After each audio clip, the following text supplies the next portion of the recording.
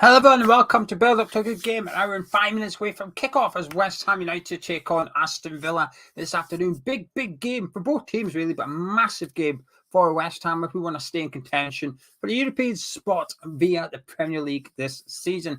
I had a look at the table today actually, and it sort of reminded me how important that the Premier League is to West Ham. We're currently sixth because Tottenham got beat by Man United last night, so we're still sixth in the league. And I just thought we win today. We go away to Spurs next week, knowing that a draw will likely keep us sixth in the Premier League going into the international break. So six would be in our own hands coming back off that break as well, which would be massive. Would be a huge achievement. If you told me at the start of the season that you'd be coming back at the start of April, 9 games to go, you're sixth with sixth place in your hands, I'd have grabbed it, regardless of European form, regardless of FA Cup, Carabao Cup. It would have been a fantastic sort of almost an accomplishment, I guess. So it's a huge game for West Ham today. I'm not going to lie, I'm still a little bit worried. If you tuned into the preview, you know my thoughts on it. I fear Villa. I fear Villa today. I believe what the West Ham team is a strong one. I guess it's the team that everybody, I think, predicted. If you predict what Moyes is going to do today, you've probably got it right. So there's no players being rested for the Sevilla game on Thursday, which is the right thing to do, really. It's perhaps not necessarily what I would have done. I would have liked to have seen a couple sort of kept fresh for Thursday, but I can understand why Moyes is going all out. Because if we do lose on Thursday, and let's be honest, let's go with probability. As much as West Ham fans, us lot we'll fancy it a little bit, won't we? We'll fancy beating Sevilla on Thursday night at home, London Stadium, under the lights. We'll fancy our chances of going through, but probability is Sevilla will go through to the next round and we will be eliminated for the Europa League on Thursday night. So we need the Premier League to almost be our safety net, still have something to play for. Now, Gonzo is at the game today, so I'm all by myself for the next 35 minutes.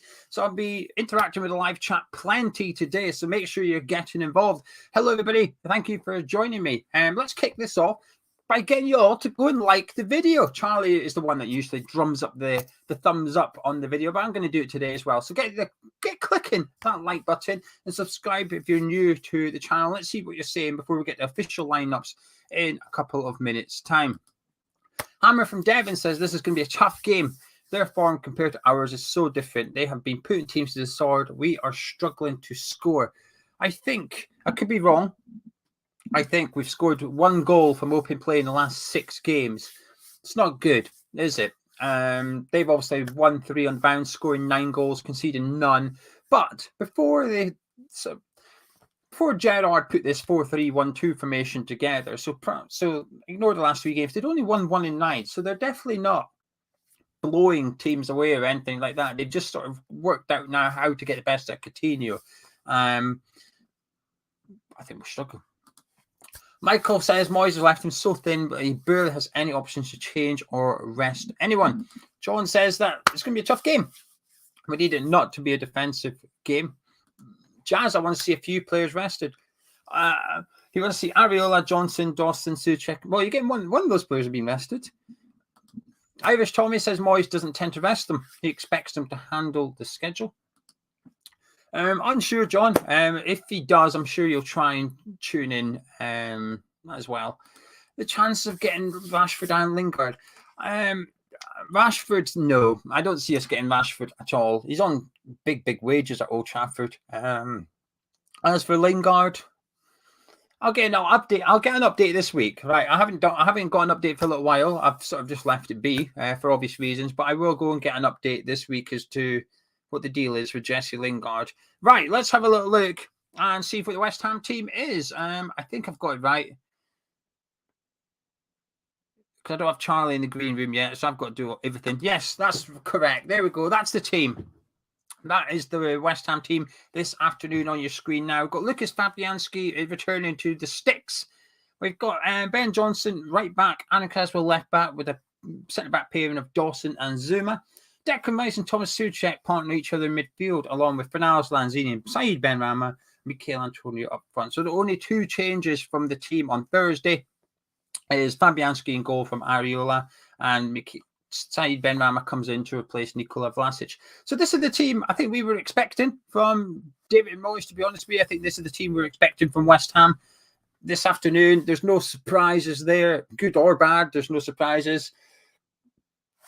I don't really know what else to say. I think this is a massive game from Ben Rama. A huge, huge game for Ben Rama. I agree with Gonza what he said in the preview. There's only one shirt up for grabs on Thursday night. We know what the starting 10 is going to be on Thursday. One shirt up for grabs, and that's Vlasic's shirt. Only one player can go get that, and that's Said Benrahma. I know people are going to say Jared Bowen, and trust me, I hope Jared Bowen's back for Thursday. But I believe it looks unlikely we're going to have Jared Bowen back. It looks unlikely we're going to have him back for Tottenham next weekend. But let's stick to today's game, and this is why it's massive for Benrahma. He plays well today, and that's all he has to do. He just has to play well. He starts on Thursday night against Sevilla. Huge, huge chance for him to get his spot back. But yeah, that's our first team really in regards to sort of who's available.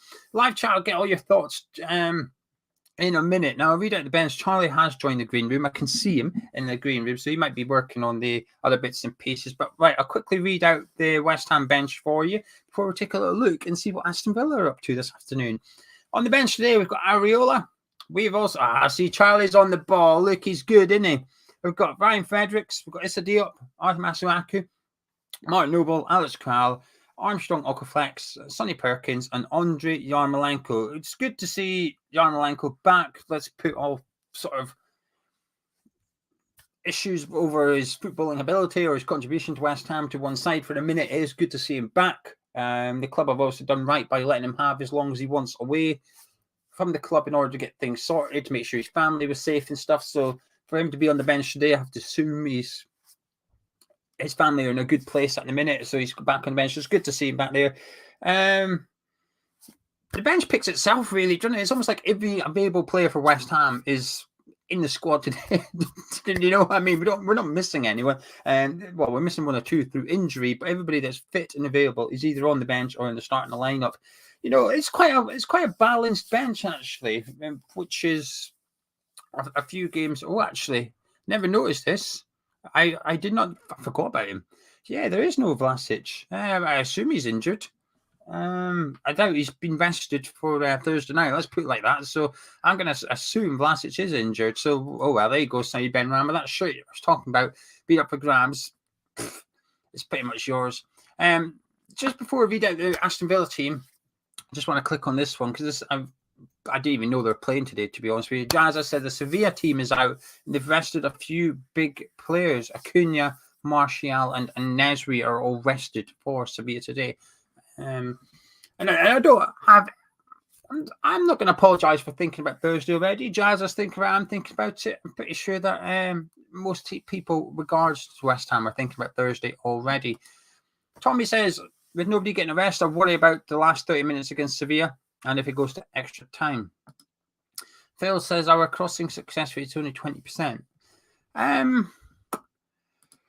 It may be, Phil, but what I would say is, what's the average? What is a good crossing success rate? Because 1 in 5 doesn't seem that bad to me. It might be awful. I don't know. Certainly, every cross that goes in the box isn't met by an attacking player. So I'd be surprised if it's. I'd imagine a good one's maybe mid-30s, and that's like a really good one. I don't know. I don't know what perception is. I almost need context when that stat. Right, let's have a little look to see what Aston Villa are doing today. No changes from their last game, as expected. I did the opposition prediction this morning on pitch, and I said they'll just do the same team as last time. They have done. In goal for Aston Villa this afternoon is Emi Martinez. We've also got Matty Cash at right back with Callum Chambers, partner in Tyrone Mings at centre back, and Lucas Dean left back. Douglas Luiz will sort of float in front of that back four with John McGinn to his right and Jacob Ramsey to his left. Philip Coutinho in the number 10 role with a front pairing of Ollie Watkins and Danny Ings. Ooh, I'm not gonna lie, it's a good team, isn't it? It's a good team. They've got good players in every position. They've got players playing in their proper positions well. It's a good team, isn't it? I hate it. I do hate it. it's a lot to admire.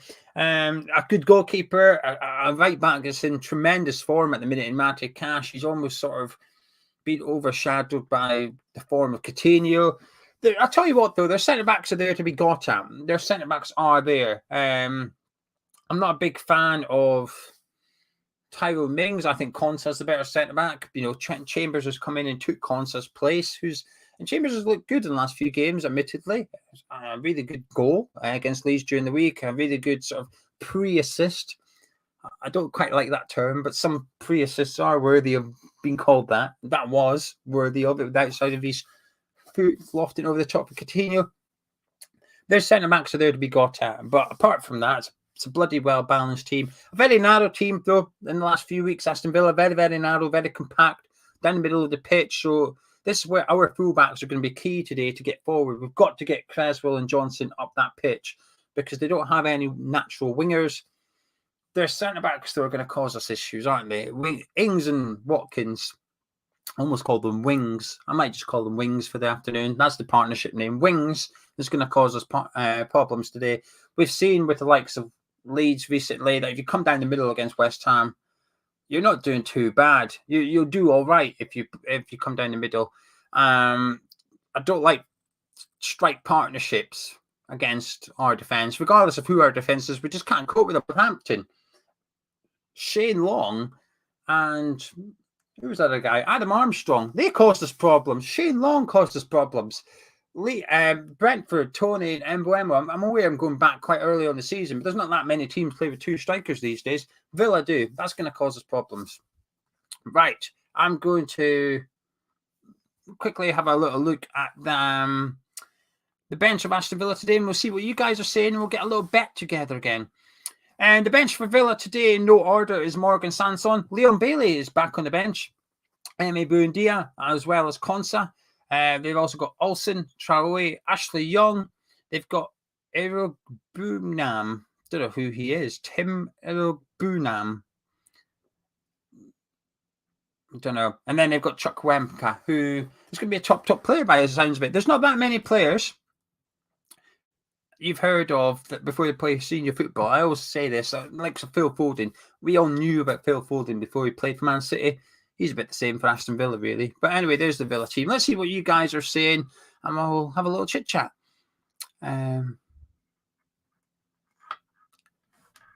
Let's have a look. Paul said, I'm scared again. Watkins and Ings is terrifying. Dear me. We'll lose today. And then, Gio, you can get to that match on Thursday you're obsessed with. Lose today and Thursday, New Year. I am terrified today, and I am obsessed with Thursday. I don't mind.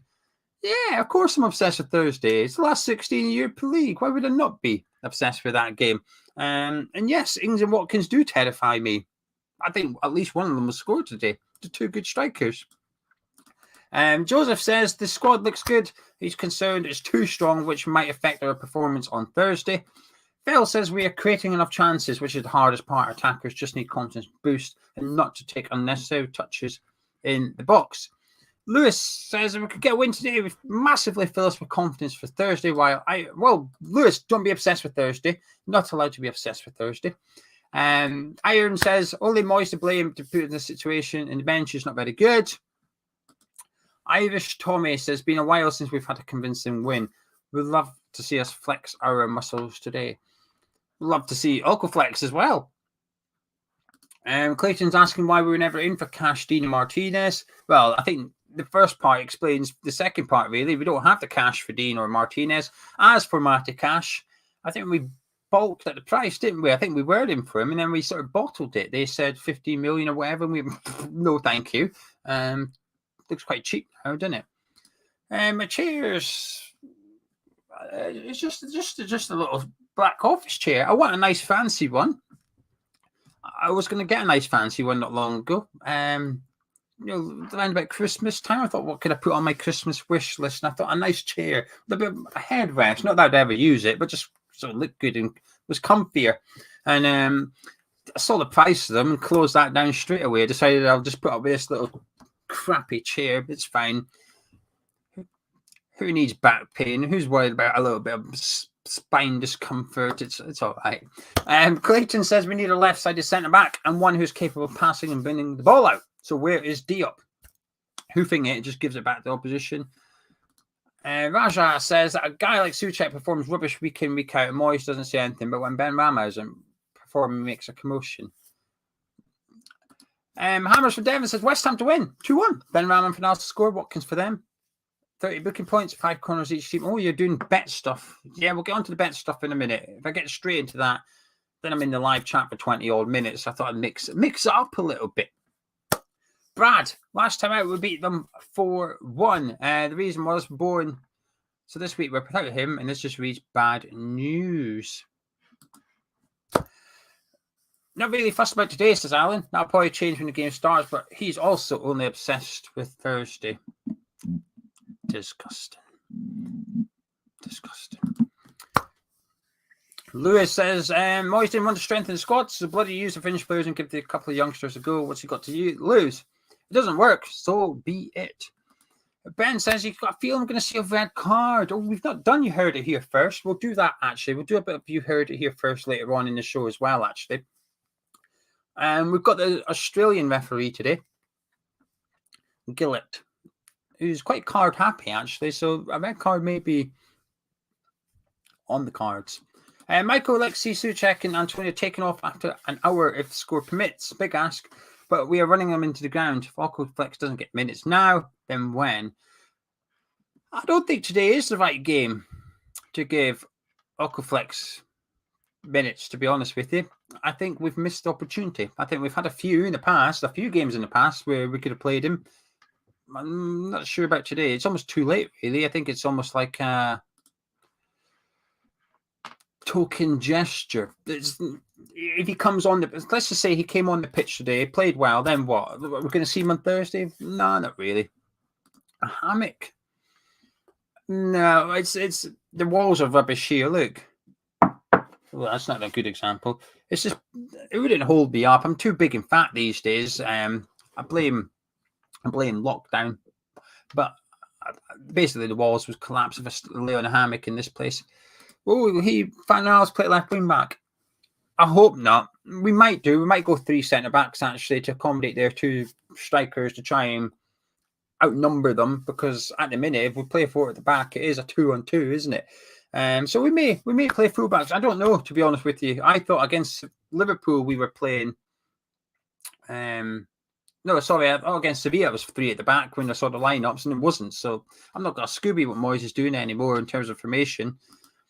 Callum, thank you very much. Callum's put in $8, starting the fund to get you a chair with a headrest. Thank you. I really appreciate that. Sharky, any Bow news? All I've heard is it's not looking good for Thursday. That's all I've heard. I believe we know it's something to do with his heel, but I think they're having trouble working out exactly what's wrong with it or how to fix it or something like that. I can't remember the terminology used, but it's looking touch and go for Thursday. And even the Tottenham game next Sunday is looking a little bit iffy for Javid Bourne at the minute, which is a shame because not just for West Ham, but also Javid Bourne himself. He was probably on the fringes of the England squad. I don't know when the England squad gets announced this week, I assume. He might have had a chance of being in that. This injury might have just kept him out of the England team, which is, for him, gutting. I don't care about the England team, but for Javid Bourne, it's such a, you do months and months of playing really well in the Premier League, real consistency. You're just getting into the England team. You're in the thoughts of the manager. Then you get that injury. So anyway, let's have a little look and see what the rest of you are saying. I think he might be injured, Jake Ashby. I think he might be injured. We'll have to have a little look. Hammer for Devon saying Vlasic is just a knock. West Ham employee has confirmed on Twitter. Lewis says he shouldn't say it, but he's going to say it anyway. Which is, we only had Jesse Lingard for Thursday and today. Alan says, let's not be negative, only positive. This is not a bad season. Love the channel, watching from Thailand. Backs, Alan. Yeah, that's what I was trying to say, about being a big game. Like I said, we win today. We can go to Spurs next Sunday, knowing a point. We'll keep the 6th place in our hands after the international break, which is a massive achievement with 9 Premier League games to go, especially when you factor in European football and stuff. I think it'd be a tough game. I think be okay with a point. I'll be honest with you. I'll be okay with a point today. If we could get 4 points between this one and Tottenham away, I'm probably more confident for Spurs away next Sunday than I am for this one today. I'm not sure why. I just am. Martin says, might be easy to think Villa beat us as they do have a good squad, but let's not forget West Ham are in European football in a good league position for a good reason. I agree. Tom says Vlasic failed at Everton. He's only played in Russian league, which is a poor comparison to the Premier League. I think that's why we won't dive into this transfer window that's just opened up for players based in Russia and Ukraine, because at the end of the day, Vlasic was like player of the year or something over there. We brought him in, he's not doing great. But I have to agree with Clayton. Moyes is playing him out wide when he's been played in number 10 or an 8. We've not really seen him in his best position yet. Ray, where's it being streamed? Right, Ray. Charlie will be on here in 15 minutes. Now, Charlie can't tell you where to go to watch the game, but Charlie can tell you where to go to find out where to watch the game. He's got a fancy little graphic thing, Charlie. Pushes play and it gives you a demo. But we have a Discord. The link's in the description below, and people put links in there if you wish to watch the game today. So stick around and Charlie will tell you. Right. We're going to do a little bet now. We're going to do a little bet. Let's have a little look. So what we're going to do now, West Ham Villa. Here we go. So, can we get player shots on target today? No, we can't. Nice one, Bet365. Right, in the live chat, who are fancying to score a goal? Get your thoughts in. Who do you fancy to score in the West Ham Aston Villa game? What do you fancy for the bet? Give me some things, and we'll put a little bet together. Looking for about 20 to 1, and if it wins, we'll give one of you guys the money. And if Charlie's listening, Charlie, can you come up with a phrase, please? I would like you to come up with a phrase that everybody needs to enter in the live chat. And if you can make it funny, that would be good. But I don't want to put too much pressure on you. Right, most people are saying Benrahma to score. All right, I'll go with the majority. Saeed Benrahma to score a goal, and it goes. Not my personal pick, but, I'll go with the majority. We can't do shots on target, Toby. It's Bet365. They only do it for games live on the telly. Hammer from Devon says 5 corners each. Now, I'm not going to go 5 each, but what I will do is I will do 4 each. I don't like doing 5. 4 corners each. Right, we're going to do both teams to get a booking because it's that Aussie ref. Who's going to get booked? Who's going to get booked? I assume Tom's replying to Benrahma to score a goal. He's not scored many, has he? Right, who's scoring? Rice booking. Jake keeps saying Rice. I assume it's for a yellow card. Fraser saying Rice to get booked as well. Creswell to get booked. Yeah, I'm okay with Rice. Let's put Rice in. Up against Coutinho, innit? I know what you're all thinking. 28 to 1. That'll do. Had to bet slip. Stick a $5 on that. So if it wins, £145. Now, Charlie, if you've been listening, can you put the phrase in the live chat? If not, then someone's going to have to come up with a funny phrase.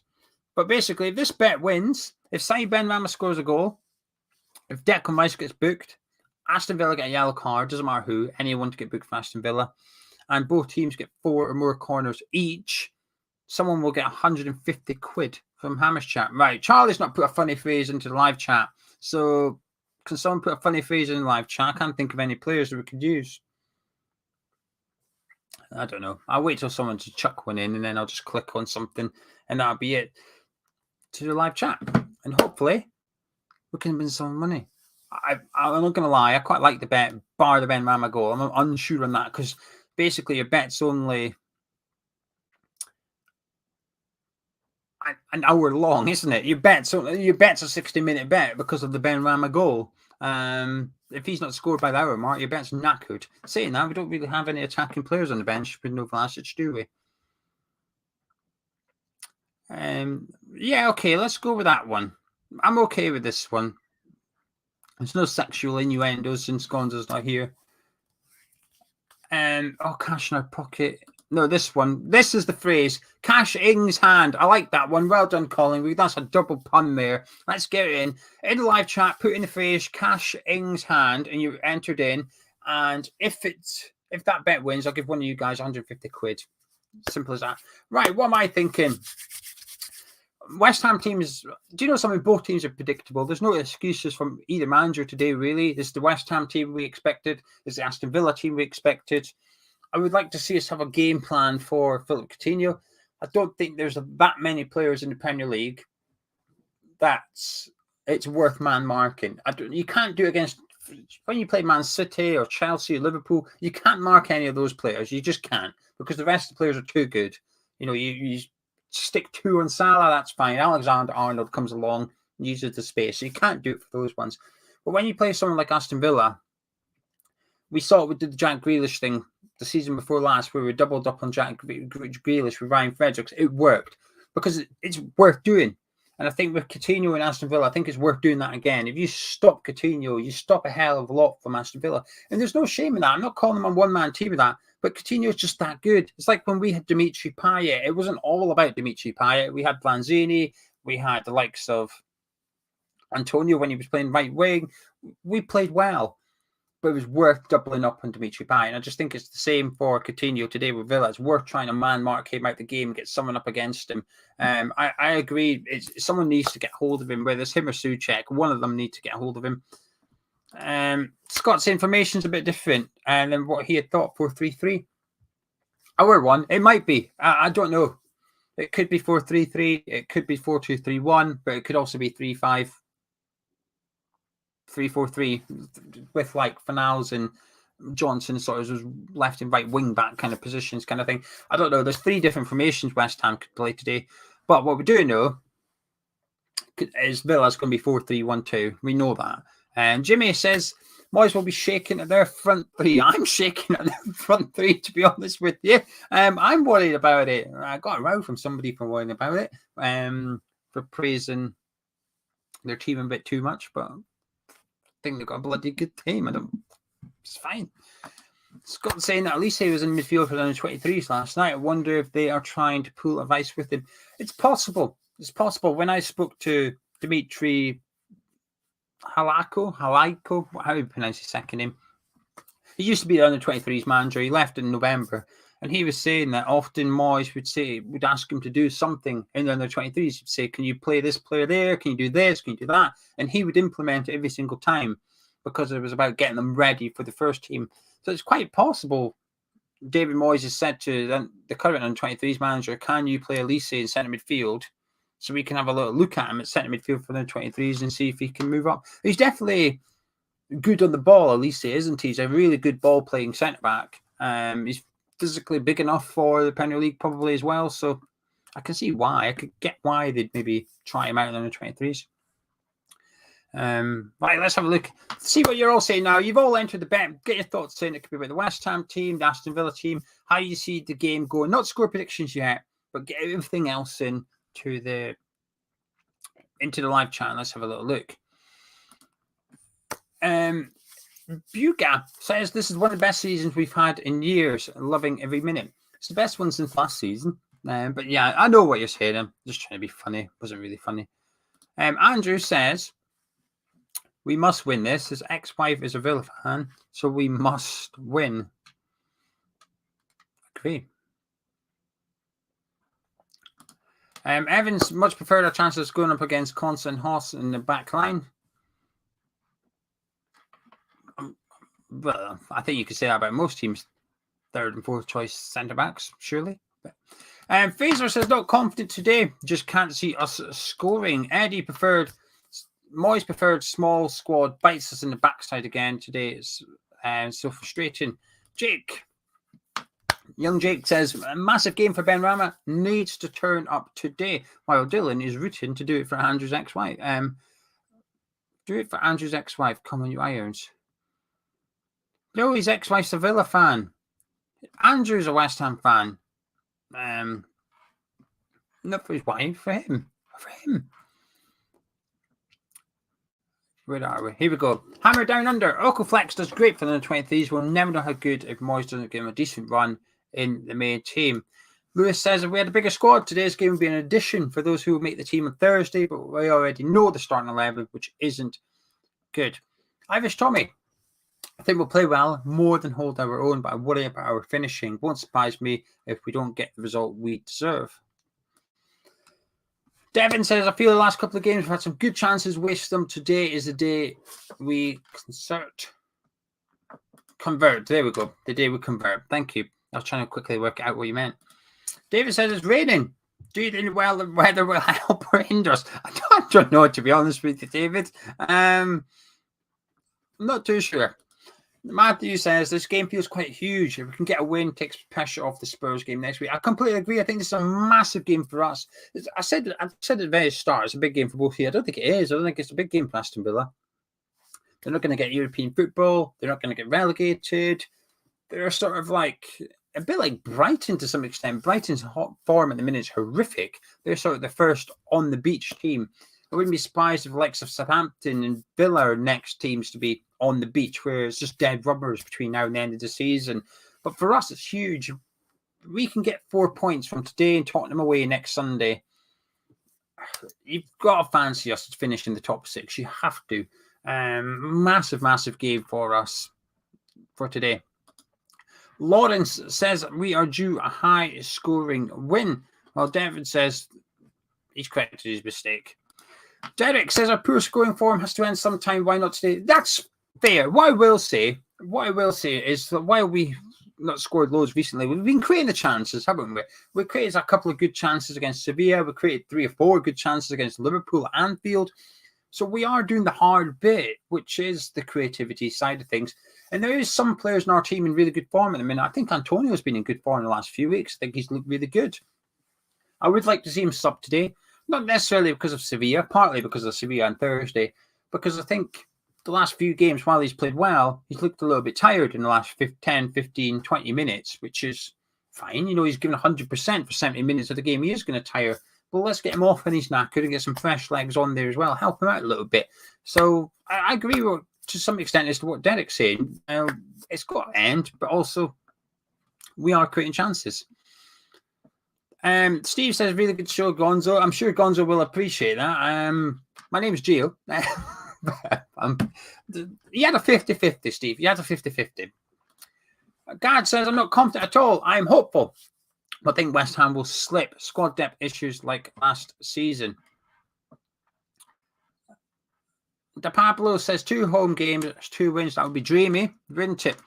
Rywist. Oh, this is how you heard it here first. Rywist. This is the day Antonio scores from outside the box. I'll tell you what. You better put a couple of quid on that now. I don't know what you would get, but I would definitely be putting a couple of quid at that. I'd be wanting 10 to 1 at least for that bet, though. Spectrum says if we win today, makes a draw at Spurs okay. Given Moyes' track record against the Big 6 away from home, we know we're not going to win that. I agree with the first point, which is if we win today, a point away from home is good. I agree with that. Ross says we need some momentum for Thursday, even if it takes a lot out of us. Moyes is right to keep with the best team we have. Michael, who will have the shackles off today and give it a license to drive forward? Souček advice. I wouldn't be surprised on Thursday. This is how I saw it. You guys can let me know if you agree or disagree. On Thursday, I thought until Noble came onto the pitch, I thought Declan Rice was like a defensive midfielder again. It was a bit restrained. And I thought Lanzini was quite deep. I thought Lanzini and Souček were both sort of like playing as number 8s a little bit. A bit like how Man City and Liverpool play with that midfield 3. And I thought it worked. I thought Souček was getting in the box. He just wasn't getting on the end of anything. So I wouldn't be surprised if we play a very, very similar way again today, which is 4 at the back. Rice sitting with Lanzini and Souček. And then just Ben Rama replacing Vlasic further up the pitch from Fornals to the other side of Antonio. I hope we play like that. I would like to see us have a little bit of consistency with formation in some games. So, and like I said, I thought we played well against Sevilla for the first half anyway. I was really happy with the first half. I thought they were a bit better than us in the second, but there was plenty of positives to take from it against a very bloody good Sevilla team. Let's not forget. Tom says our defence has been doing their job. We just need to convert our chances and get goals on the board. It's funny that, isn't it? Oi, you're just being cheeky. I know you're only putting that in because of the Steve, but yes, Alpha, thank you. Jeffrey saying, wow, full strength team. He was hoping we'd throw it. Well, I don't necessarily agree. I get what you're saying. I understand what you're saying. Johnny says, I'm not feeling a win today. Villa in form. We're wasting chances. Weak bench. 2-1 to them. Sorry. He'd be happy with 2 points next 2 games as long as we knock out Sevilla. While Tom agrees with the previous comment, we have to keep going for the win in all the remaining games. But Iron agrees with myself, as does Clayton, which was Rice was sitting back a little bit. I thought he was. Oh, he's a defensive midfielder. Michael thinks that Souček blew his chance on Thursday, though, and Rice will today go forward, sort of, to get ready for each turn. I'm not sure I fancy Souček as a defensive midfielder, though. I don't think he reads the game as well as Declan Rice does. As a defensive midfielder, I actually think while tackling is important, clearly, I think interceptions is more important, which is how you read the game. You don't have to tackle because you're so good at reading it. And I think that's what Rice is good at, whereas Souček, I'm not so sure he's as good at it. Rywish says that Souček is better than scoring than Rice. Rice is better at defending than Souček. So it makes sense to have Rice at back. Yeah, I agree with that. I agree. Charlie will be long in a minute. He'll tell you. Sam, Charlie will tell you how to get involved in a minute. I need Charlie to tell me how to get involved in a minute because I don't know how I'm watching bloody thing yet. No, we're not going to show the game. We like the channel. We've worked hard for the channel. We don't want to get it banned. Kai says that he'd love to have seen 3 midfield with Noble today. Is that what he wants for Thursday? Yeah, me too. That's why I don't want Noble to play today. I'm not saying he's really old or that, Mark Noble, but I wouldn't like him to play 2 games in a row. I'd keep him for Thursday, and I hope that's what we're doing. I'd get him on the pitch today at some point for half an hour or so.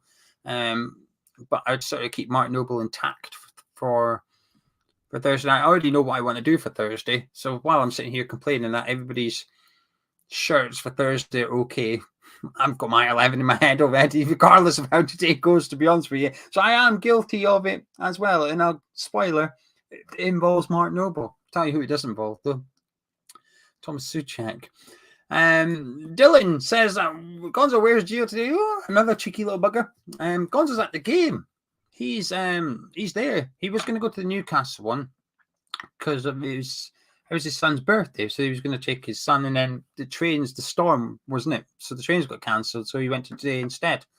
Right, let's have a little couple of clicks more. Right, get your score prediction into the live chat while I chat to this man. Mr. Walsh, how you doing? I'm fine, thank you. How are you? Yeah, I'm okay. How are you feeling for this game? I'm all right. I mean, I don't know which way it's going to go. Aston Villa blow hot and cold right now. It feels like to me. I don't watch every single game in the world, unlike you. So I can't talk about it in deep details. But I do feel like Aston Villa blow a little bit hot and cold. So that scares me a little bit because I feel like I don't have full faith in us against the team who blow hot and cold. Because to be frank, they could just beat us. But I think it's a strong lineup. Let's put it that way. It's probably the strongest lineup we possibly could put out on the pitch. So in that sense, I'm pretty happy with it. Yeah, I've not watched every game this season, thank you very much, but I've certainly seen the last 3 games, which is when they've also finished to switch to this new formation of theirs. This is a fantastic comment. Charlie's best impression of Steven Gerrard. That is fantastic. Yes, what a comment that is. Top marks, George. I wish I could almost make your comment bigger or something, just as a reward for the tickling me. But the chat's relatively confident. There's a few, like Eddie and Spectrum saying defeats. I'm not too confident at all. I'm worried. I think their team's a really good team. I think at the end of the day, Charlie, they've won the last 3 without conceding a goal. That's not fluke. I think 1 or 2 games maybe you can, but when you change formation and then go and win 3 games on the bench without conceding a goal and scoring 9 goals in the meantime, I don't think you can put that down to fluke. That is a well thought out game plan kind of thing. And they're a bloody good team, and I just think we struggle against partnerships up front, not just a lone striker when there's 2 of them up front. I think, like with Brentford and Southampton, I think we struggle there. And then they've got Watkins and Ings up front today.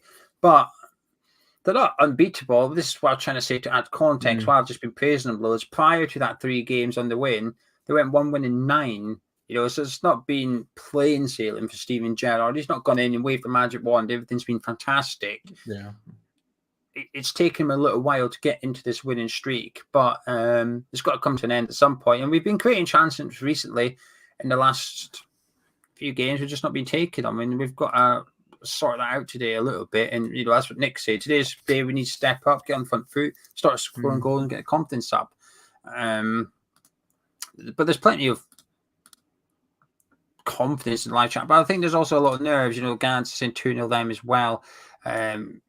Ricky's dad saying, I'll take a draw, struggling to see where goals come from, 0-0. I don't know. It's a funny one. I mean, that's the thing with me is can we score?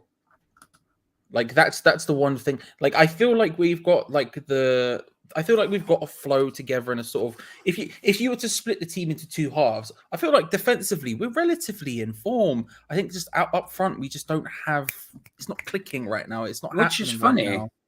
Which is funny because a month and a half ago we were scoring 2 goals a game but conceding 3 goals a game. You know what I mean? We were scoring, but we just couldn't keep a clean sheet. Now we're starting defensively. We're tightened up a little bit, and now we can't bloody score.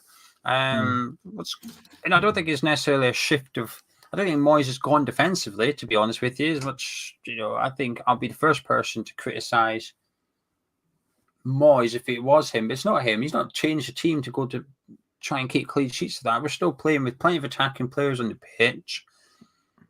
We're creating the chances. We're just not sticking them away a little bit. And I think I'm pleased to see Ben Rama start today. It's a massive game for him, and I hope that we see the best of him because he's in danger of being a super sub. He looked good off the bench for Sevilla, but it feels like a never-ending circle with Ben Rama where comes off the bench, does well, starts next game, does poorly, goes back on the bench, comes on, does well off the bench. You're like, oh, starts again on the bench again. So we need to see him play well. We need to see Final's a bit better from Thursday. I don't know if he'll ever be able to break that cycle. And that's not a diss on him. Sorry? I don't know if he'll ever be able to break that cycle. And that's not necessarily a diss on him. And it's not even necessarily a diss on Moyes. But Moyes very clearly has 11 favourite players. And I don't know how easy it is to break into that mold. Like when there's a place up for grabs, like when I was running away doing stuff, but I did hear you say you're talking about Ben Rama could potentially be a place up for grabs before I left, before we all realised Vlasic was injured. I think you could make that argument, right? But realistically, if Bowen is fit, if Fornals is fit, then there's very little chance on him ever getting in there. And Lanzini's the only one who might be slightly up for grabs. Even then, Lanzini was one of David Moyes' favourite players when he first came back. So I think I don't know if he'll ever be able to break that just because of the way David Moyes is. And that's not necessarily a bad thing, by the way. I just think that's how it is, It's just how he works as a manager. I don't think that's a good or bad thing necessarily. I think Sai's right here. There is a record of us scoring at home, isn't there? Is there not like 3 teams in England that have scored in every home game this season? I think we're one of them. Really? I think so. I think we've scored in every home game this season. I don't think there's that many. There's only 3 or 4 teams or so. I've seen the same thing as Sai has in the last couple of weeks, but I can't remember what it is now, and it's really bugging me. If it was to do with goals scored at home, and I think there's only like 3 teams that have scored in every single game, and we were one of them. Not up to me. If that's true, fair play. Here you go. I didn't know that. You go. Us and Liverpool are the only ones that have scored in every home game. That feels wild. I feel like we must fair play. I mean, it doesn't feel like that, but I mean, listen, that's big. That's wild. Yeah. So, good start. I mean, it's a fair point, though. It's a fair point. It's a bit like what I just said about Villa. That is not a fluke. Right, there's literally only 2 teams. Everyone else is saying Liverpool and us as well. There's only 2 teams that have scored in every game this season at home. Us and Liverpool. That's not a fluke. That is just because you're good at scoring goals. Simple as that, really. You can't get away with it for that long. And we play some big teams at home as well. This season we've already played likes of Liverpool at the London Stadium, so it's not like we've somehow escaped the top 3 or 4 teams in the Premier League thus far. Get the Marcus that does give me a little bit more confidence. That does give me a little more confidence. I can't lie. I'm gonna write this down. Marcus Chair. I don't have a bit of paper to hand, so is that the one with the big back, Jeff? Is it the one with the headrest at the top? Because if so, I don't know. But I wrote it down on my hand. Marcus Chair from IKEA. Got to have a bit of paper, so it's like basically someone asked to see my chair, and I told them it was just a crap thing. I can't afford a nice one. I want a nice one. Saw the price of them and thought I'll just put up with some spinal discomfort for the rest of the season. We've had this exact same conversation, and yep, that's kind of where I'm at as well. Yeah, I wanted one. Googled it. I thought that one looks good. It was like 300 and something pound. I thought, what? I thought I'd rather just get a fivers and just sit on a tower of fivers or something. Anyway, what's your score prediction before I leave you be? What's your score prediction? What are you saying? I don't actually know. So I'm looking at the two teams now. Screw it. 2-1 West Ham. Let's go for it. Why not? Let's be bold. Be bold. Do I believe it? Probably not, but let's be bold. 2-1 West Ham. What about you? And this is the first question I always ask on the watch along. On a scale of 1 to 10, 1 being the least confident, 10 being the most confident, how confident are you in a West Ham result? So give me your score prediction and then how confident you are in it, essentially. I'll say 2-1 Villa. Okay, I can see that. Confidence in us score. Confidence in us winning. 4 out of 10.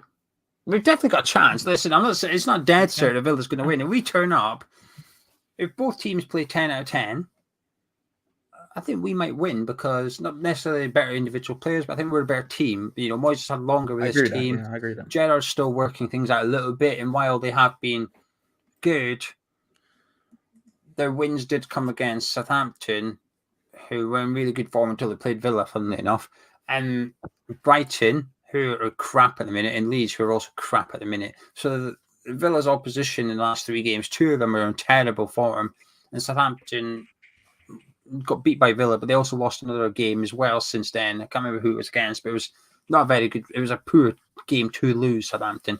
So it's not the best opposition. It's not like they come up against teams in the top 10 of the Premier League or anything like that. So both players turn up, play 10 out of 10. I think we win the game. Yeah, I would agree with that. But I just think we're too wasteful in front of goal at the minute. I just think Villa have come across this formation. And I'm just more confident. For some reason, I'm more confident for next Sunday away to Tottenham than I am today. I don't know why. I know. I would agree with that. I would agree with that as well. I would agree with that. And I think it's because, that's a game we feel like we should turn up in. We don't have the added distraction of something on Thursday that exists. And also, I think I know people don't think that we play well against big teams, and I don't necessarily disagree with that. Not Tottenham are a big team, but I don't necessarily disagree with that. I do think formation-wise and everything, I think it just makes sense for those teams the way we set up and we play. I think you look at it now, you say, well, I don't know if we're set up to take advantage of Villa as much as we would be Tottenham in a way, in a sense. I would agree with you. Yeah. I would agree with that. I hope we win. Like I said, if we win, if we can get 4 points from today in Tottenham, really, really good points haul, puts us right in the driving seat for 6th place in the league. And if you said to me to start the season, after 29 games of the Premier League, you'll be 6th with 6th place in your hands going into an international break, I'd have bitten your hand off for it, regardless of European adventure, Carabao Cup, FA Cup, regardless of all that stuff. I thought, wow, yes, please, I'll have that. Thank you very much. So we need to, if we can get a win today, we're rocking and rolling. Yeah, strongly agree. Anyway, I'll disappear and I'll catch you at half time. Thank you very much, sir. And thank you, of course, to Stuart Morris Accountants, your accounting professionals. Sometimes you have to think about money, right? Especially at the moment, there's lots of money talk going on, lots of bits, all that sort of nonsense is happening. What I would say to you is, don't do it yourself. That's long. Get Stuart Morris to do it for you. Personal, business, whatever you need. They run by a West Ham fan. That's why we know them. That's why they hooked us up. Check them out, Stuart Morris Accountants. Thank you very much to them. And thank you very much, of course, to all of you for joining. Hello, everyone. I hope you're all well. I hope you're all good. I hope you're vibing. I've not been up long, and so I'm trying to raise the energy levels now. They were very low a second ago. I'm trying to. We'll get there. We'll get you. And I'll start you off, of course, by thanking Callum Skepper. Thank you very much, sir. Let's get you that chair because we did have a long conversation about a chair on the phone before. It's not a new problem. I'll tell you that much. I'll tell you that much. Right. Pokepunk, great to see you. Dude, I saw your video you sent me. It bangs. Everyone, go Pokepunk, right? Go to Sat's channel. Check it out. Good dude. Good videos about Pocky, which is important to my heart. and also some great recommendations about punk music. But yeah, I saw it, dude. It was very good. Sorry, I saw your message and I did watch it. I just forgot to reply because I'm an idiot. My G, Deckers, good to see you, sir. Good to see you. Jake's here. West Ham Unofficial, another channel to subscribe to. If you haven't already, good to see you. How are you, dude? I hope you're well. Michael, my G, best voice in the biz, bro. Tell you what, Michael told me he could sing, right? And I was like, yeah, fair play. And he was like, I do it professionally. I was like, oh, fair play. And then I saw it and I was like, oh, he was not lying. My man's got pipes. My man's got pipes. Mr. Pete Hammer, Celtic, good to see you. How's it shooting? Not bad, not bad. Right, as I say hello to everyone else, let's get those numbers in the chat from a scale of 1 to 10, 1 being the least confident possible, 10 being the most confident possible. How confident are you of a West Ham result today? Dan, good to see you. Chris, good to see you. You got a link to watch the game. Sam, I almost certainly do. And the place you can find it is in the description below. If you're struggling to find a link for the game, if you need to watch it somehow because it's not on television, scroll down into the Discord in the description below. Click on that, and on the left-hand side, there is a bit called Stream Links. Click on that. You'll find what you're looking for. It's completely free to join. West Ham Hammers Chat community fans of all clubs are, however, welcome. But go across there, have a gander, and have a look. Right. So, while you all lob those in chat, let's have a last look at this. Well, not a last look, but let's just have a look at the team if you haven't seen it already. I kind of want to deep set a little bit more, but we're here. Fabianski, Johnson, Dawson, Zuma, Cresswell, Rice, Souček, Fornals, Lanzini, Benrahma, Mikhail, Antonio. We don't know, of course, whether or not that will be the 5 or the 4 at the back. I suspect it will be 4 because we seem to have just completely abandoned that 5 at the back idea. I personally would like to see the 5 at the back quite a lot, but I'm not going to complain about 4-2-3-1. And it seems, and I would suspect it's going to be a 4-2-3-1/4-3-3 with Lanzini dropping deep. That's the vibe I'm getting right now. But we'll see. The bench being Ariola, Fredericks, Diop, Masuaku, Noble, Krau, Okaflex, Perkins, Yarmolenko. 2 players on the bench we know won't come on. It is what it is. It moves. Aston Villa lineup as such: Martinez, Cash, Chambers, Mings, Digne, McGinn, Douglas Luiz, Ramsey, Coutinho, Ings, and Watkins. As you said, you've got that sort of 2 up front with Ings and Watkins. That's scary because they're good. The idea of Watkins in general playing, I think, is we've heard these rumors that he might be leaving and whatever else. Rob, he's banging one in today. That's happening. Excited to see Coutinho. I mean, I like a lot of Villa's players, to be fair to you. I like a lot of Villa's players. Their bench, Olsen, Concert, Young, a player I can't pronounce. We'll give it a shot. Rogbanon. Sanson, or as Gonzo would call him, Morgan Sanson, Buendia, Chukwuemba, Bailey, and Traore. Those are the 2 teams. Let's have a look at some of these confidence levels, shall we?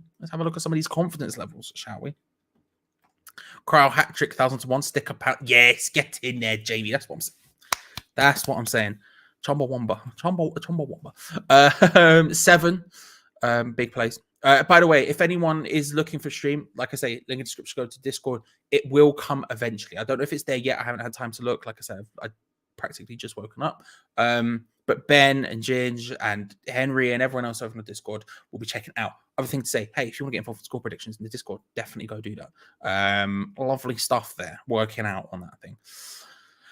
Confidence to win, 1 out of 10. 5. No Vlasic at all in the squad. Nope. Potentially injured. We don't know. I don't know. Maybe Gio said on the thing. I don't know. If anyone knows, let Sonny know. 8 out of 10 being confident all week. Love that. Lee, good to see you, my bro. How are you? I hope you're good. Brother. Man does Lee's content, and I'm telling you what, he's a good dude. Lee's a very good dude. So definitely go check that out. 7 3/4 with ketchup. Fair enough, mate. 7. 7. Ketchup. I don't know what's going on. I'm tired and I'm struggling to figure out life in general. Paul Merson, Villa legend. Come on, you Villa boys. Good luck on Thursday. Thank you very much. Thank you for coming. You're welcome to stay. Subscribe, like the video, all that good stuff. But you're welcome to stay. I hope you're well. Chuck, good to see you, sir. Hope you're well. Hope you're all good. 2, 6, 4, all good for Tuesday, by the way, mate. Thank you very much. Perfect stuff. Tuesday, 2 spanners, 1 hammer. Woody, Alan is coming on Get hyped for that. And if you did reply to that Patreon message, I've started replying to people late last night now just to get that done. So if you did reply to that, thank you very much. I'll be getting back to you soon. Today, if not, I've already got back to you. So check your messages. Got you on full screen again. Sad times. Football Manager and Euro Truck though, good times. What a time to be alive. Minus 69, not nice. Well, not nice at all. Not nice. Not confident. Not nice. Hammers winning 3-1. Cash Inks hand. Cash Inks hand. Nice. I see that one. I did manage to figure out. My brain did manage to put that together and construct it into a thing. I struggled, but I got there. 6, 5 every game. 5, 6, 7, 6. 6 out of 5. Or 6 or 5. Let's go with 6 out of 5, and you're really confident. 3, 6, 2 says the Broomfields. 7, 5.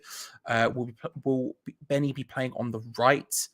I would think so. Yes, that's my gut feel. Well, actually, Fornals played on the right last time. No, Ben Ra will be playing on the left because when he came on last time, Fornals shifted over to the right. So I suspect Ben Ra will be on the left. I can't tell you for certain, but I suspect that'll be the case. 7, 4, 6, 6, 5. 3, 5, 5. Got to be a 7 says Sunnyverse. Love that. 2. What's Danny D's score prediction? Let's ask him. Daniel, sir, Mr. DeVito, what's your score prediction? He said 3-1 West Ham. Bold from DeVito. Bold. I'm here for it. 7.5. 3. 4, 1, 8. The Karate and Friendship for everyone. Cheers, man. Hello, Lewis. I hope you are. I'm going to stop doing that now, but I do want to sing the entire thing. 1-0 Rice score. Love that. Love that. So I'll tell you what, confidence level sort of all over the place, but maybe a little bit higher than I was expecting. Obviously a difficult match, like a difficult one to predict. We don't fully know. Like Gio said, Villa are starting to track something. They've been hot and cold under Gerrard, but the last couple of games they started to gain a little bit of traction. It's a difficult one. It's a difficult one to predict. And we will get onto score predictions in just a moment. Before that, I'll remind you, of course, that we do these watch-alongs every single match day without fail. We are here doing this. I've missed one in the entire time we've been doing them, and that's because work really could not be moved. And so I am here every single time. But because I do it by myself, I need you here too. This is our watch-along. We do it together. Otherwise, it would be a complete and utter mess. So make sure to subscribe and hit the bell notification so you don't miss out on future videos, future watch-alongs, and the rest of the stuff we've got going on. We've got a lot of stuff going on. And hey, while you're there, like the video. 300 likes is the goal for the watch along. We are at 175 right now, which makes me feel like, I'm not going to lie, makes me feel like it's 100% possible. Maybe I'm wrong, but it feels like it. It feels like it. And of course, if you want to check out Patreon, a Two Spanners podcast that I was talking about is over on patreon.com/hammerchat. Link in the description below. Like the show. Thank you very much, Chris. It's available in all good shops. And by all good shops, I mean the Hammers Chat store. That's right, ladies and gentlemen. That's probably in the description below as well. Don't know that for certain. Feel like it is. Feel like it should be. If it's not, I feel like it should be. I'm not going to lie. Teapot Pixie with a solid 1 million. 1 million.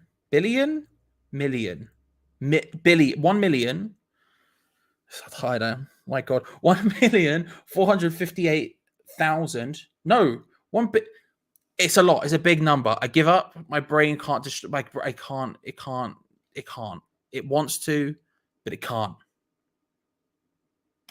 I do freelance video production. I do freelance video and live stream production, Jamie. So I don't have regular hours. I work whenever I can, which means sometimes very late nights. But yeah, freelance video and live stream production. Scenes. Dem kids that bake says, as a West Ham fan, I can't bear to watch the struggle. We should win 2-1 today for me. Come on, you ones. Love that. And let's get straight into score predictions, shall we? With I'll tell you what, with about 5 minutes to go, let's get into them. I said I'm back in 2-1. I'll go with my heart today.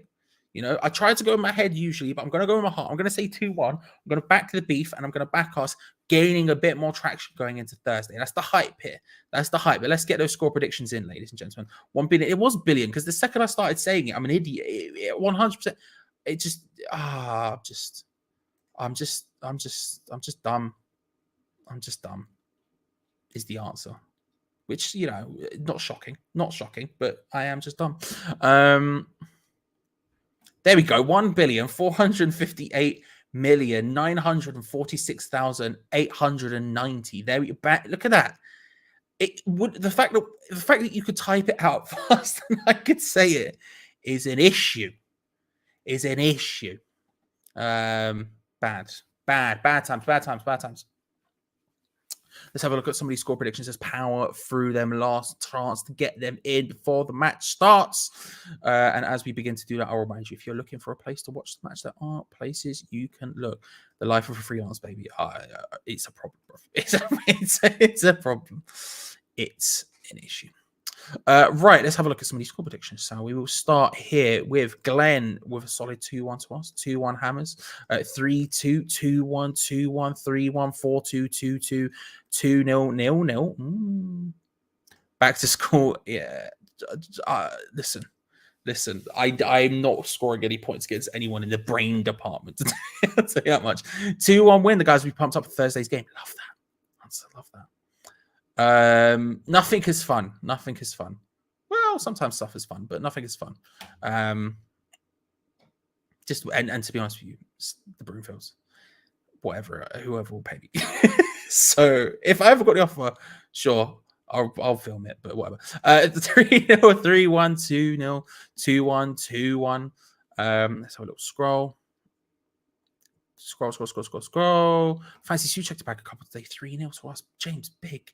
Heart says 3-1. Brain says 1-1 if we are lucky. Very fair, Clayton. And something I would probably back logically. I'm not going to lie about it. NH coming through with the 2-1 to Aston Villa. It happens. 2-2. 3-1. 2-1. In English, that's just 1,000 million. Yeah, no, true. But we left that. We've left those traditions behind a long time ago. You know what I mean? 2-0. 2-1. A rainy, slippery London Stadium. 2-2. Has it even been? Is it raining now? I'm lost on light. This is how lost I am today. Got back feeling 1-0, 3-0, or Moyes out. Very definitive HDU. Very definitive, but I can respect it. 2-1, 2-0. 1 goal in it. Hammers win. 1-0 West Ham. Love that. 2-2, 1-1, 2-2, 5-2, 2-2. Let's just power through it. We'll go very quickly once we get to the end. And I think this is the last one up so far. 3-2. There we go. So, ladies and gentlemen, the teams are beginning to come out at the stadium. I, of course, have the timer up here, so you'll be able to see exactly how far behind you I am, because it will be a bit. I'll remind you once more, if you do wish to watch the game, if that's something you're vibing, we, of course, won't be showing it on here because that would be a huge issue for us, copyright-wise. However, there are definitely places you can go and find it. There are definitely places you can go and find what's going on in that sense.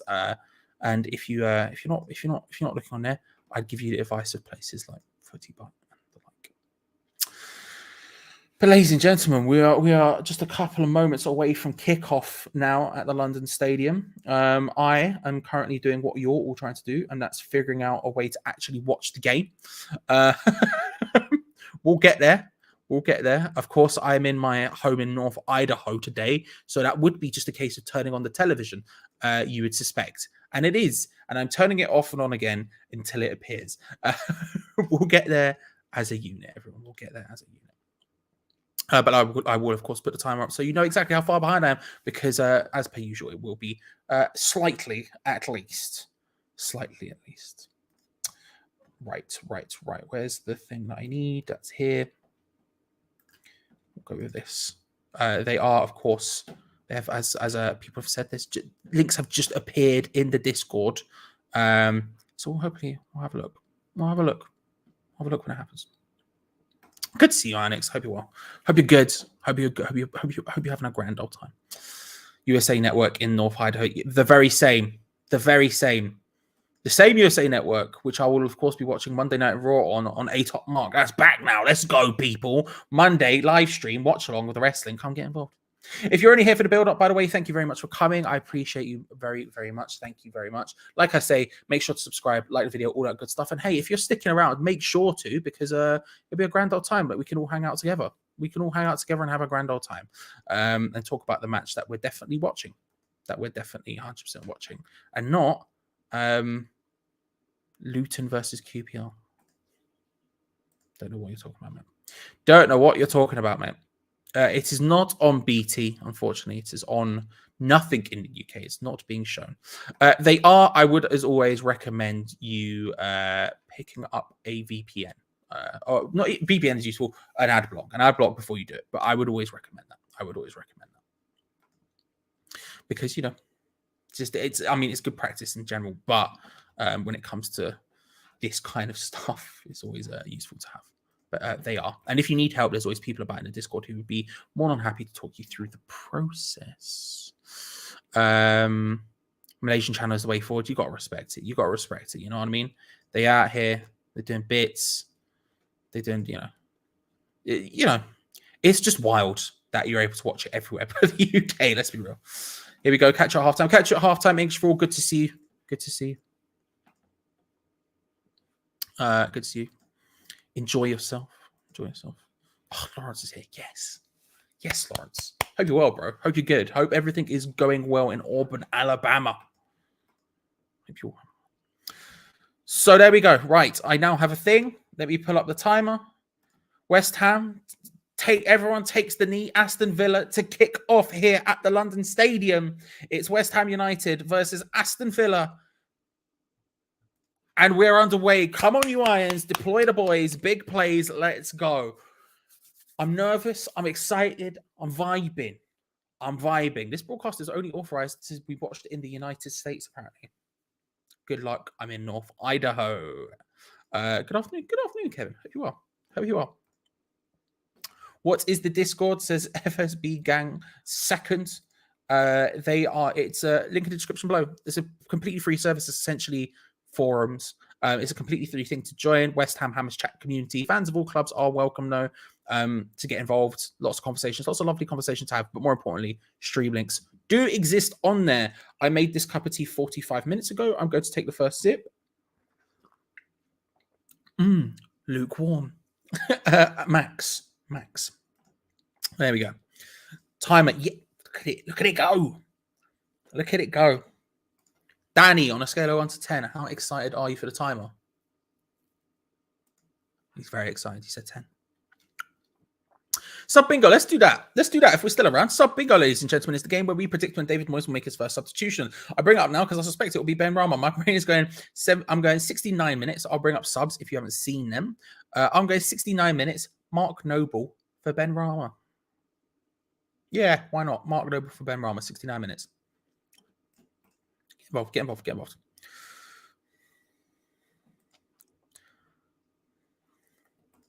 Love this attitude from Chris. Just finished, no work, no need to be nervous. The boys will get this done and we will march on towards Thursday. There's no need to be upset. Love that, Chris. Love that.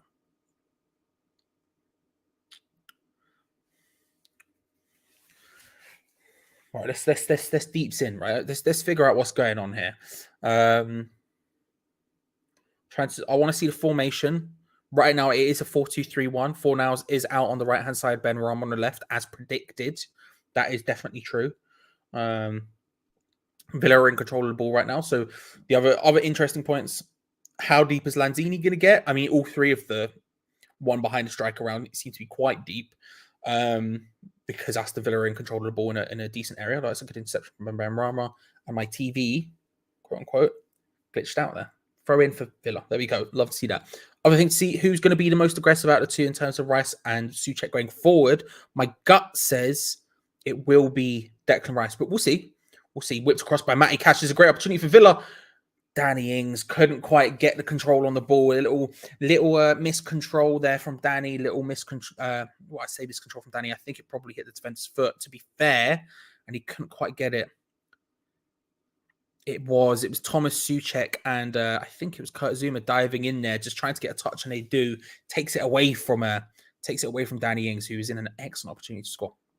Let's have a look at some of these. I'm watching it in the Discord. Link in the description below. Let's have a look at some of these sub bingos. 58, 60, 72 says still that name stresses me out. 87, Yarmo, love that. I went Tesco yesterday to get bacon and pancakes. Listen, two things I wish I had. You know what I mean? 2 things I wish I had. And not just because I haven't eaten today, because 2 of my favorite foods of all time. Up there with pizza. 74 minutes, says Evan. Okay. I can respect it. I think it'll probably be around that time. 62 minutes. And Antonio. Listen, Antonio coming off is never going to happen. Yo, the Football Federation, FIFA in. All right. Hope you're well, FIFA. Cresswell does well, finds Ben Rama, who skips past the challenge, hits it. Good save. Not too much of not a difficult save from Emi Martinez, but a good one nevertheless. West Ham playing the ball around on the left-hand side. Cresswell nutmegs whoever it was, I'm not sure who it was, into the path of Ben Rama, who does really well to shift it past the players. Just a nice piece of control. Hits it with his weak foot across goal. It was not a bad shot, but it was a bit close.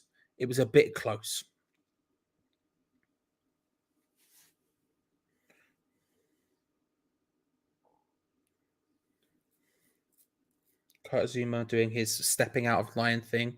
That Issa Diop also does something that always makes me a little bit nervous at the back too. If you don't have someone correct to cover, hopefully Dawson is that guy today. Oh, Ben Rama stepping up through the gears, little step over as he shimmies past, hits it from range. He wants it. He needs it today, Ben Rama. It was, again, nice work there. He picks up the ball, quick little step over, flies past Douglas Luiz, who barely can get even close to him. And then as Ramsey approaches, he goes for it from range. Maybe again, I don't know if there are better options there. There might have been, but he does go for it from range. Can't really get the connection from it, and it dribbles wide. Goal kick to Villa. Ben Rama looking bright. Ben Rama looking bright. Early doors, ladies and gentlemen. Early doors. Do you know what? I need a button I can press whenever I say early doors. That's what I need. That's one of the many things I need, along with a sense of self, you know.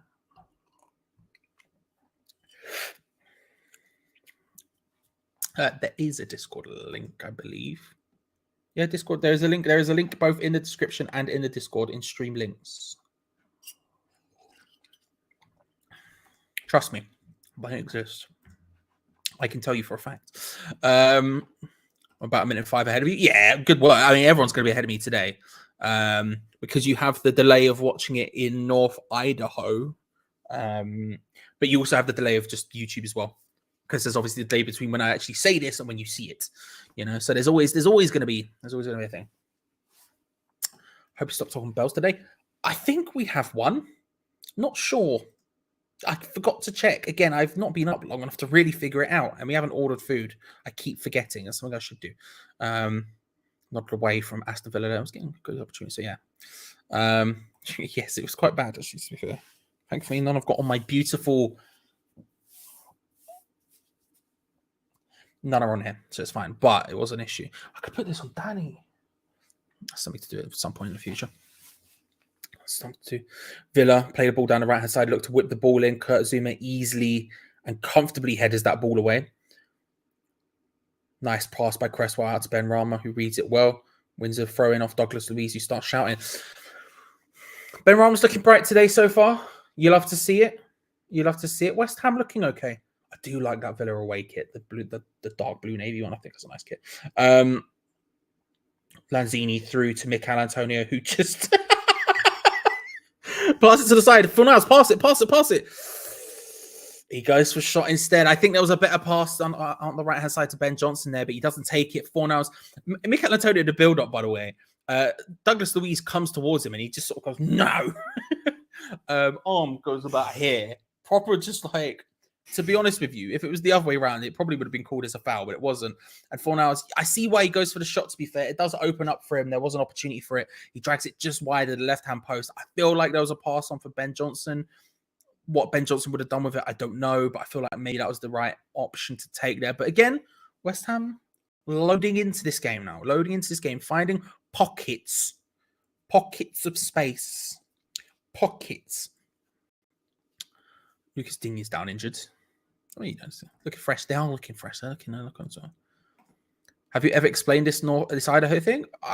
Listen, when West Ham aren't playing legally in the UK, I have to go to my holiday home in North Idaho and watch it on various channels in the United States, such as the USA Network today, or Peacock at times, or the NBC. You know what I mean? I hope that makes sense. I'm in North Idaho today. Ashley Young coming onto the pitch for Lucas Digne. Never like to see anyone injured, to be fair. Obviously, it's benefiting us to some extent. Although Ashley Young, to be fair, how he's still going at the top level, I don't know. But he is, and he's not a bad player. He's not a bad player. It feels like he should be at the age of 412, but he's not. He's decent, but Lucas Digne is better than him. So in this, it is going to benefit us a little bit. Don't like to see them. Don't like to see it. Deploy of the boys. Yes. Yes. Come on, Peach. Hardest working man in West Ham YouTube. West Ham Random right there. Come on now. Peach, I hope you're well, bro. I hope you're good. I was cashing hands the phrase. No. Oh, that makes sense. Pockets. Pockets.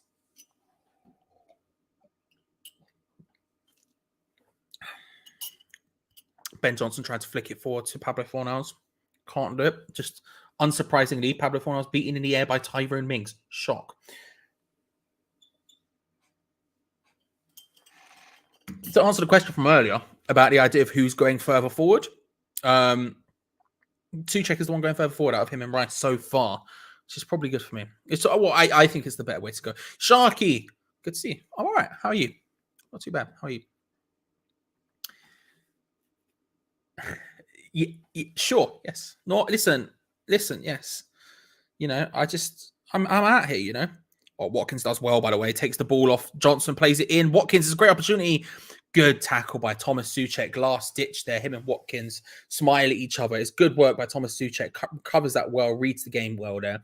But some headed tennis from West Ham, and Dawson sells Ben Johnson short. He nips in. Does Ollie Watkins on it. Little 1-2 with Danny Ings. Looks good. And then a hit. Can't quite make it.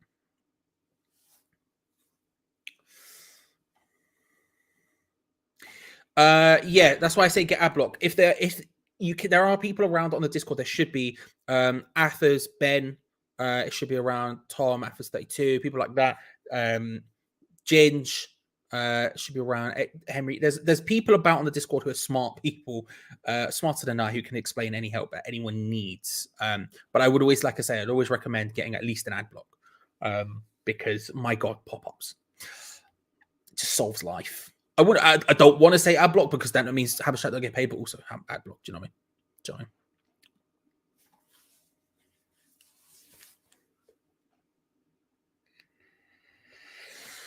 Ben Rama's looking deeply involved in the early stages.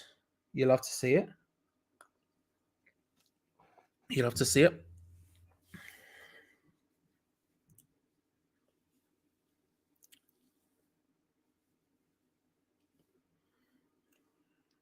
I think as much as I want to say that, yeah, just don't blame me. Yeah, appreciate it. As much as I want to say, where's the words I'm going through? As much as I want to say that our front line are sort of the ones who are out of form, there have been signs that we're slowly getting there. I think Mikel Antonio specifically has been coming into form of late, which is great to see. Hopefully another performance like that again today. I think, you know, that can help. That makes the world a difference. That Tyrone Mings getting very confident going forward out of nowhere. I think he's just turned around now. It's a shame. I wanted them to come forward so he can counter into that space. Didn't quite work out. But yeah, if Mikel Antonio can sort of continue the form, continue building, he's moving a bit lackadaisically right now, but you know, we can move. That helps us out a lot. And we are slowly getting there, I think. It feels at least that we're slowly getting there. We're starting to see the sprouts come out of the ground of form again in the attacking areas. And so hopefully we can bring that to the table today. That's a ball in towards Ramsey for Aston Villa. Back out wide to Ashley Young. There he is. He tries to put the ball in and Ben Johnson gets a block out. And Pablo Fornals with a nice control gets it away. The ball forward to Mikel Antonio. He goes down and it is a free kick on practically the halfway line. I was interested to see whether or not That would be a foul there, and it was against Mikel Antonio. It was one of those ones where he sort of goes down in the battle for the ball. It was a nice counter-attack opportunity.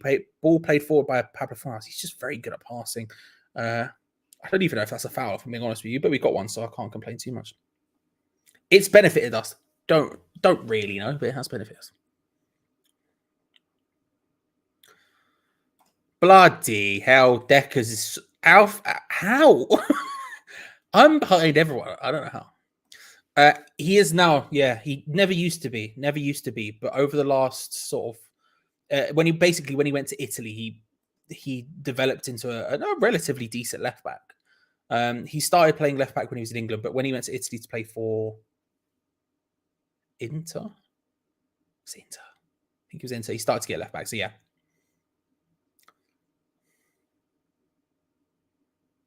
No, bruv. Oh, I saw you, bro. Is this the one you streamed late last night, or like it would have been like this morning my time? It would have been like 6 a.m. something like that, 7 a.m. something like that. I was in bed and I saw it on my phone, but I didn't watch it. I fell asleep before I could see it because I was lying in bed. Then I saw it and I clicked on it. I was like, "Oh, Peach is live," and I saw you say it was something like new intro or something like that, or full something, or whatever. I can't remember what you called it. And then I fell asleep, so I didn't see it. I need to go watch it. Suchek getting far forward. You'd love to see it. Can't quite find. Well, he finds Ben right. He finds Ben Johnson in the end, who can't get the cross. I'll tell you what, it's a decent game so far. A decent game.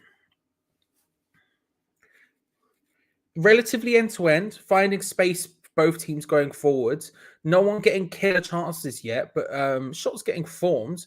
West Ham maybe forming the slightly better chances, which is good news. Johnson does well, puts into space where there isn't really anyone. Here's what it is. Declan Rice with a suicide pass back to flipping Scott Dawson?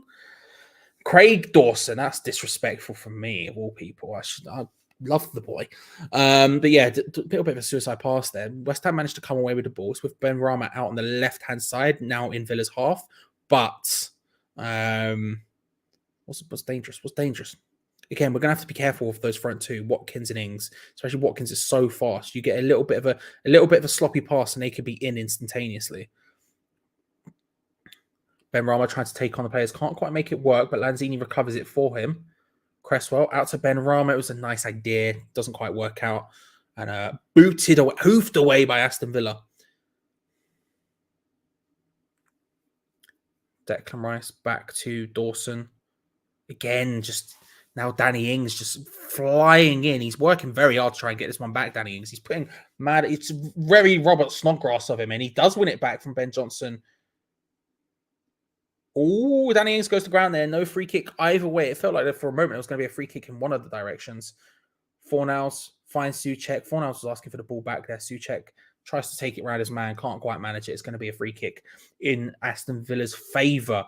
Again, a little bit lackadaisical from West Ham at the back there. Just slightly sloppy passing, slightly too slow, tight, slightly just not quite happening for them yet. Not quite happening. It is what it is. Very accidental mulch. By the way, Mulchmite is the person who made this graphic, which I'm going to be playing a lot today, due to circumstances. So thank you very much, Mulch, and everyone check out some top Rocket League content. But yeah, thank you very much, sir. But yeah, no, a little, you have to see it, just an accidental one. Just a little one. I know, I'm sorry. Sorry, also to warn you now, you might not want to read the chat too much either, because you're going to get some mad spoilers 2 minutes ahead of time. I'm not going to lie to you, Deckers, but it is what it is.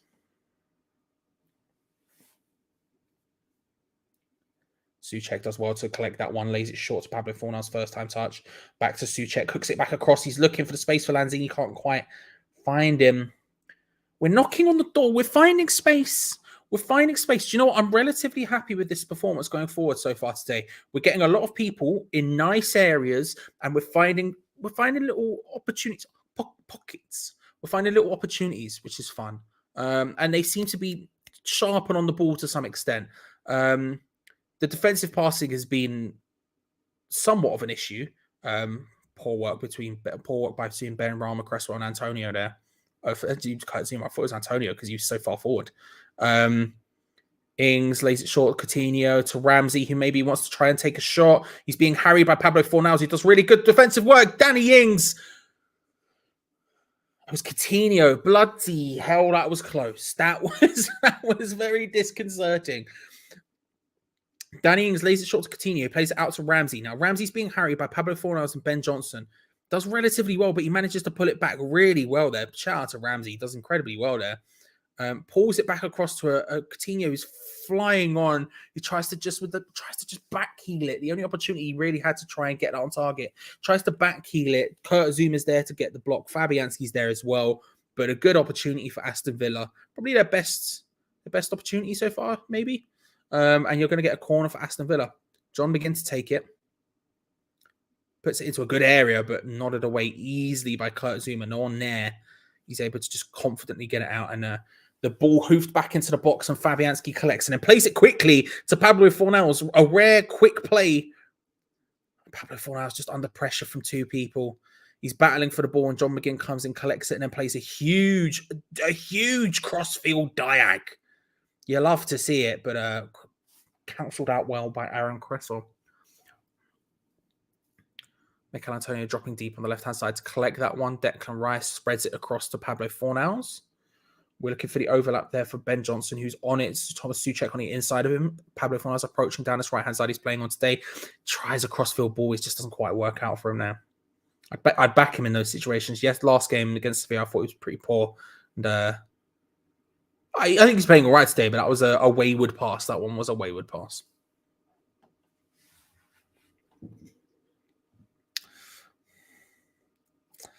Yeah, the last game I think he's been poor. Today we'll see, and the game before that I don't remember saying he was poor. I might be wrong, but last game he was poor. We'll see how it goes.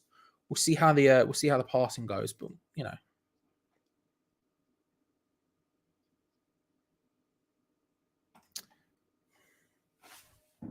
What can I say? Frugal, intelligent movements. Know what I mean? Sometimes you just got to make strong decisions like that. Sometimes you could pay £25 a month for BT. You could pay £400 a month for whatever it's for Sky. You could do that if you wanted, or save some money, get a holiday home in Idaho. Easy. Light work.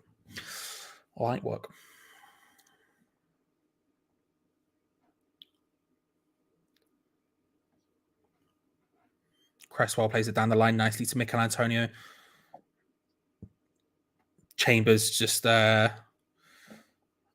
was going to say puts Mikel Antonio under pressure there, but to be honest with you, I don't think it was enough pressure to do what Mikel Antonio just did, losing the ball out relatively easily. But still, throw into Aston Villa in a very, very deep position, thanks to Mikel Antonio's inability to control the ball.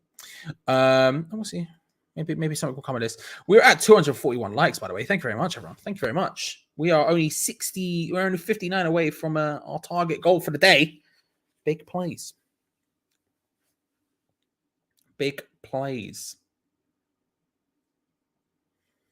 Johnson going for a big diag. Oh, can't quite complete it, but you love the vibe. Cresswell short to Ben Rama out on this left-hand side. Nice 1-2 with Cresswell to Ben Rama. Looking for a cross.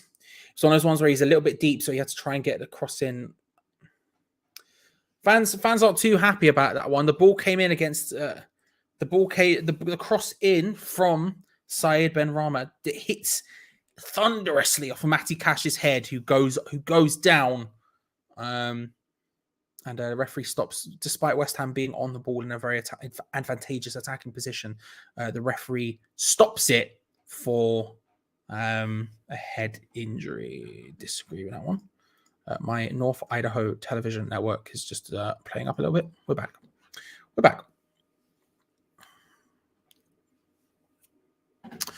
Not gonna lie, we're doing better than I expected. We do fizzle out after the last 30 minutes of games, though, so I hope we score in this half. We do and we don't, but yeah. I mean, we're doing better than I thought we potentially could in the early stages. I think we're looking a lot brighter. We're creating spaces. We're creating chances. That's the key thing here. Matty Cash now back up. Yeah, we'll get there. We'll get there.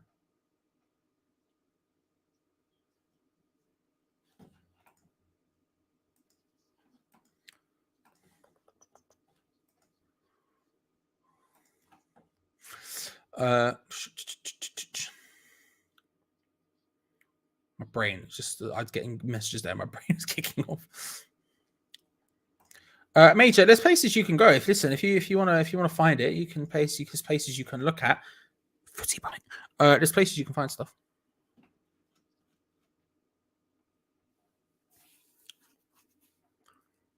Ben Rama looking to try and play a 1-2 with Mikel Antonio, but it's just straight into the path of the Villa player. Coutinho's pass was a little bit slow for Danny Ings. Pass faster than that, probably would have got in. Ings looking for Watkins, can't quite find it. Fabianski, he came out definitively there, and I feel like he could have just dropped a little bit deeper and caught it in his hands. Instead, he comes out to the edge of his area, chests it down, starts running with the ball at his feet. Scary stuff from Fabianski, getting a nosebleed. He's so far forward, not quite happening though. Ben Rama, nice quick transitional play to Aaron Cresswell. We're seeing a bit more of the Ben Rama we saw at the beginning, the first couple of months of the season, when we had all of those sort of players in form, when all of our frontline, Antonio, Ben Rama, Fornals,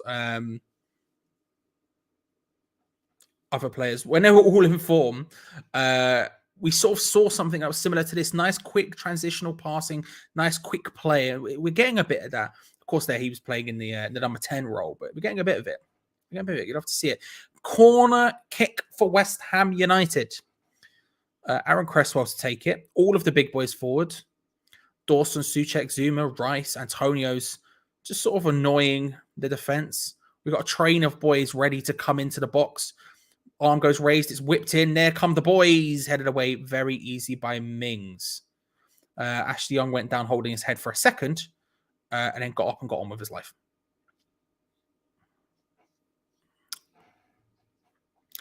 Fornals, Lanzini, Johnson. West Ham now just slowly working their way back into their normal shape after a failed corner kick attempt. Zuma plays it out towards Aaron Cresswell on his left-hand side. He has Ben Rama just ahead of him. Antonio was trying to make an underlapping run. He tries to find Antonio, just cleared away quite easily. Zuma, Dawson, Rice. West Ham forced back into a sort of midfield position here. Rice looking for a crossfield diag. Very bad pass. Needless pass from Declan Rice. Didn't have to play it like that. A big diag with his weak foot. But he tried it. Which you got to respect. Doesn't work out for him. Does not work out for him. Pablo Fornals. If this is Fornals, so it's over here and it's just not working out. Just not working out. Throw into Villa. Well, plant my potatoes and call me Paddy. Thank you. How are you, sir? I hope you're well. Hope you're good. As per usual, disagree with you, but I hope you are. Hope you're good. Thank you for coming.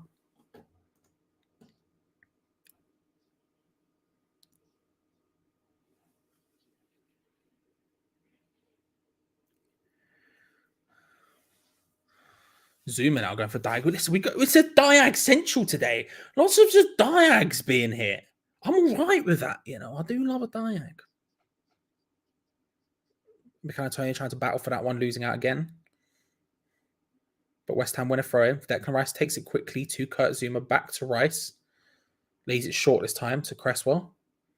Lanzini, Ben Rama, West Ham working through the lanes here, trying to find a bit of space. Ben Rama very forced, very out wide.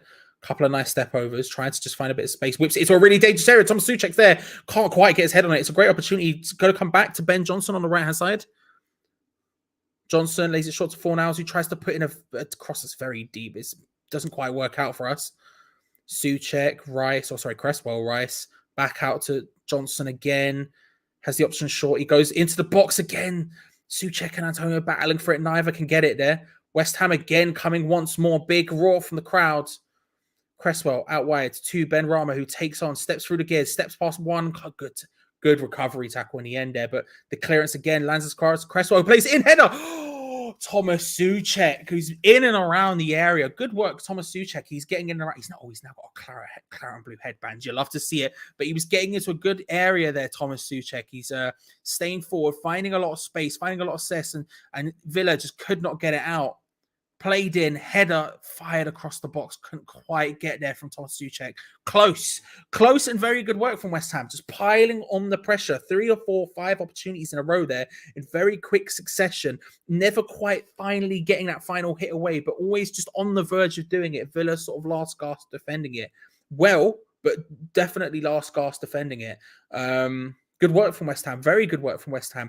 I want to see Ben Rama maybe moving a bit more centrally. I want to see him right now. He's sort of forced out on the left-hand side. I'd like to see him get in and around the box a bit more.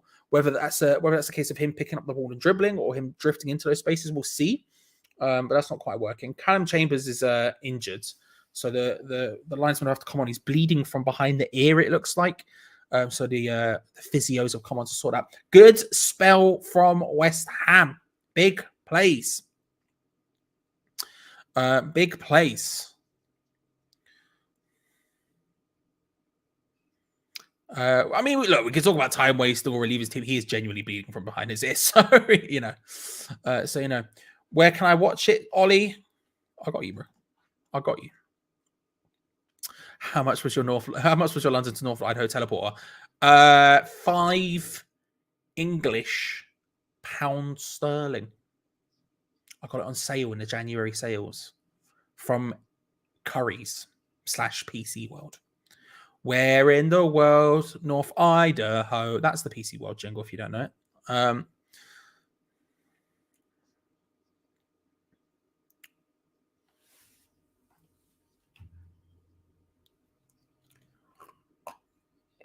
Hope you're well, Todd. I hope you're good.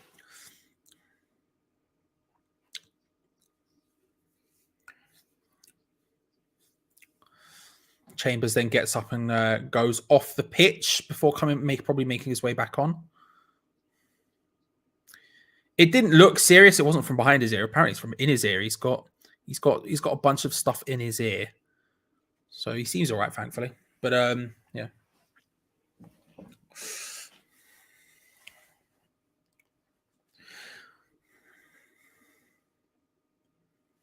The Villa physio is busier than you. I mean, listen. He's up and about. He's up and about.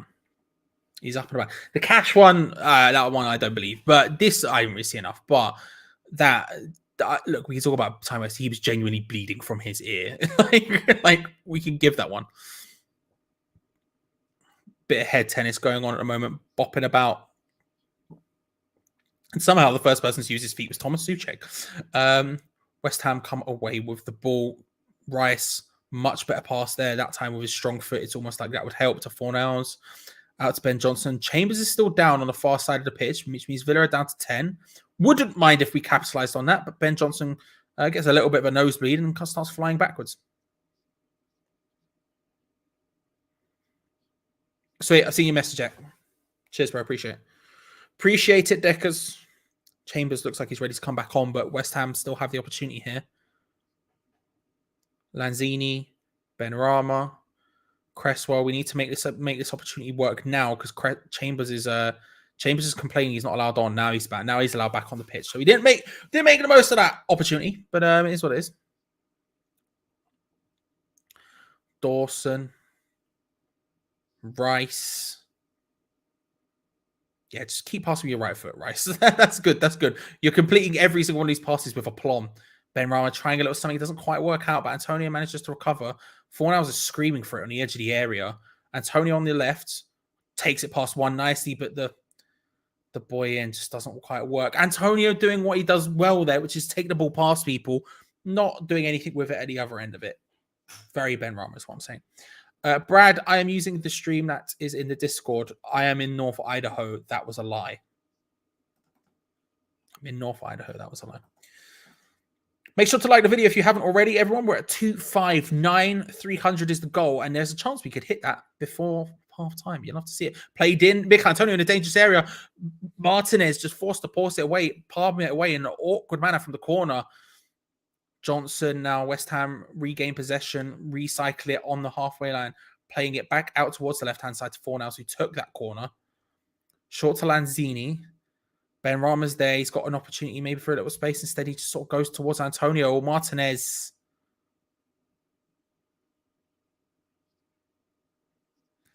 Okay. Foul against Martinez there. I don't agree with it. I don't know.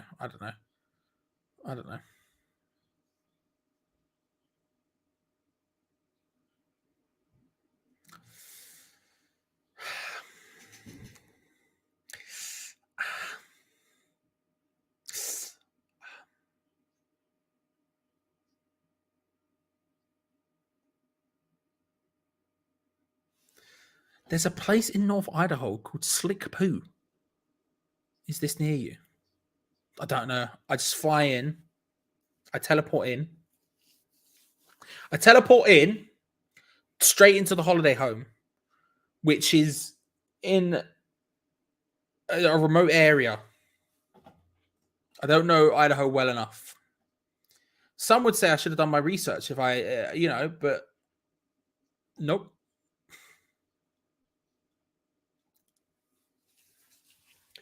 Please wake me up in April when we're going to score a goal. Harsh, Darren. I think we're doing all right today.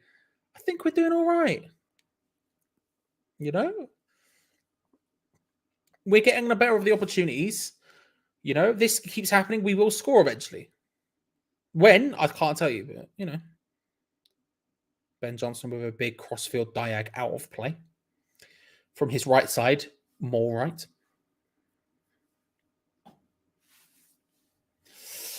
I have not. Trust me, when I have, you'll know. I might do it on a Two Spanners show. That's what I'm thinking about in a moment. That's what I'm thinking. I'll do it on Two Spanners maybe or something. Or, I mean, I could do it on here. I just try not to eat on watch-alongs anymore because I don't have someone else next to me, which means I could just eat when they're talking. So instead, I just try to keep the show as the thing. But maybe a last day finale. I don't know. We'll figure it out. I'm sort of vaguely thinking what's Two Spanners, but I'll trust me, Major. When it happens, I'll let you know. Trust me on that one. If you're not seeing it live, I'll give you the full lowdown.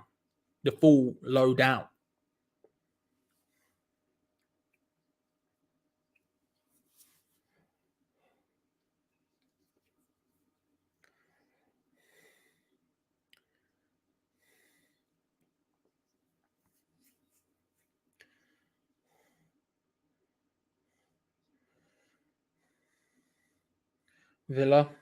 Apart from they've had a couple when they've had the counter-attacking opportunities, and had the opportunities to run, like for the players to be sprinting full pace at us. That's when I've been a bit scared. And I don't even include that as when they have the ball. When they don't have the ball, but they're able to sprint at our defenders. That's when I've been most concerned by Aston Villa.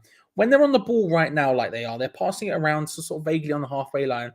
It's not too scary. They haven't been yet. Of course, that means that's how they'll score, but it hasn't been too concerning yet. So is that Watford 2-0 up? Was that Watford 2-0? Was that what I just saw? In the top corner. Did I miss? Have I read that wrong? Someone could tell me what I'm talking. But yeah, I'm not too concerned about it. They're not creating a hell of a lot. All right. How are you? Ray, are you around on Tuesday? That's when I was planning on doing Two Spanners, but I haven't asked you yet. Ray, but I probably should. While you're here, are you available Tuesday? Johnson battling with Ramsey for the ball. Villa come away with it.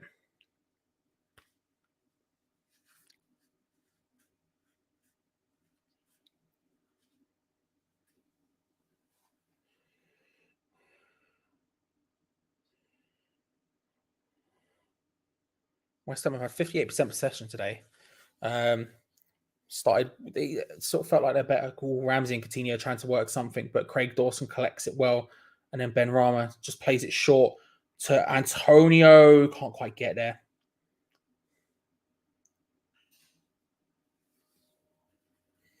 Look, I'm seeing some Ben Rama dislike. Okay. And I respect it. Sweet. Sorted. Two Spanners on Tuesday, everyone. On patreon.com/Hammers Chat. I'm seeing some Ben Rama stuff, right? And I'll say this. Right, I think there's plenty of room to criticize Ben Rama. I'm not one of these guys who say you can't criticize him or whatever. I think he's been all right today. I think he's been good. I could see why there would be frustration in this sort of lead to winning as well. My God, scenes all over the shop. They are facing Norwich. I can understand though where the sort of frustration would be because he's taking the ball and he's trying to do a lot with it. But I back him trying to do that. I think he's doing well today. I think he's been one of the brightest sparks. I think if anything was going to come, especially early on in this game, it felt like it was definitely going to come from Ben Rama. He was the one who was creating opportunities and chances. But don't get me wrong. I understand. And I'm not one of these people who you're not allowed to criticize. Like, it's fine, you can 100%. But I'm not involved in that argument, that debate. I can't be asked. Do you know what I mean? I had my fill with the Haller stuff. I don't need to be in it again. But yeah, no, I think he's getting there, and I think today he's been decent. I think today specifically he's been decent. Watkins tried to find the ball for, can't quite find it. Rice, Ben Rama, Lanzini can't quite find Ben Rama back again, but thankfully he manages to work hard. Lanzini to win that one back after his attempt missed pass there.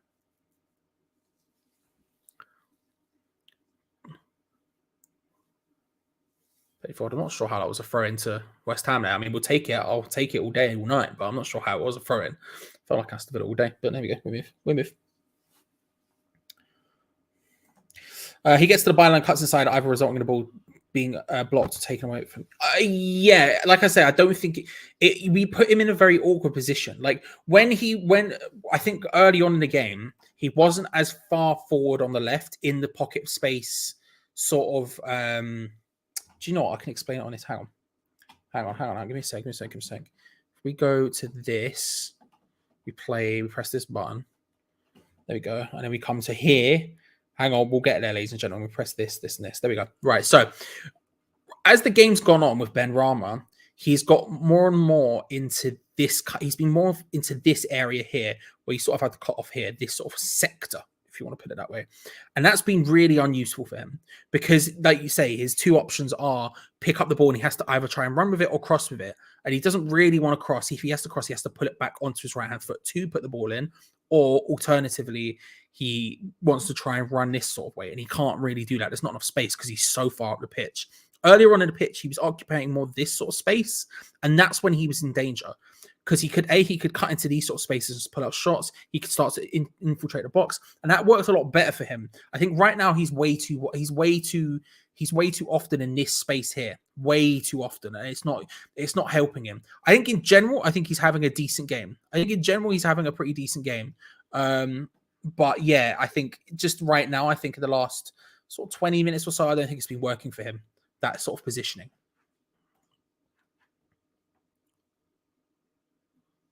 Watkins and Fabianski clash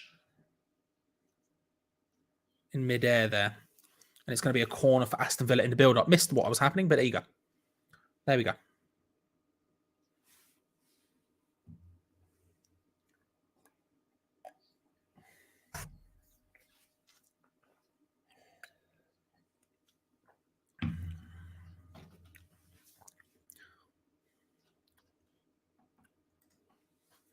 Corner kick for Villa. Whipped in. Headed away very easily by Kurt Zouma. Again, what we're seeing there is the benefits of zonal marking, right? Villa have played it in. Foul against Ben Johnson from Tyrone Mings. Yeah, it's one of those ones where we're seeing the benefit of zonal marking there, where the ball gets played into an area and Kurt Zouma can just confidently come out and head it away. It's the second time he's done it today. Looking all right. We saw against Sevilla the downfall of zonal marking, especially the way we do it. But so far today, we've seen the benefits of it. And here we go. It's going to be a free kick to Aston Villa in a relatively decent area to try and play this in. McGinn, who's going to take it, I think it's McGinn. West Ham with a strong line. Didn't go very deep in. Ooh, scary stuff. The ball gets played in. Kurt Zouma with a miscontrol ends up in the feet of Fabianski. But my God, that was scary for a second there.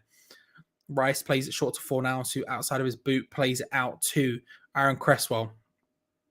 Charges forward. He has Ben Rama, who again, so far, he's back in that quadrant I was just talking about.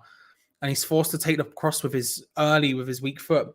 I'm saying, man, he's too far advanced. He's practically on the touchline, which is, oh, look, I'm not saying that's a bad position initially to take up, but when you're that far forward and you're on the touchline, you really only have one option here, and the option is to try and cross it, really. And that's just not his game, you know, especially on that side. It's just not happening.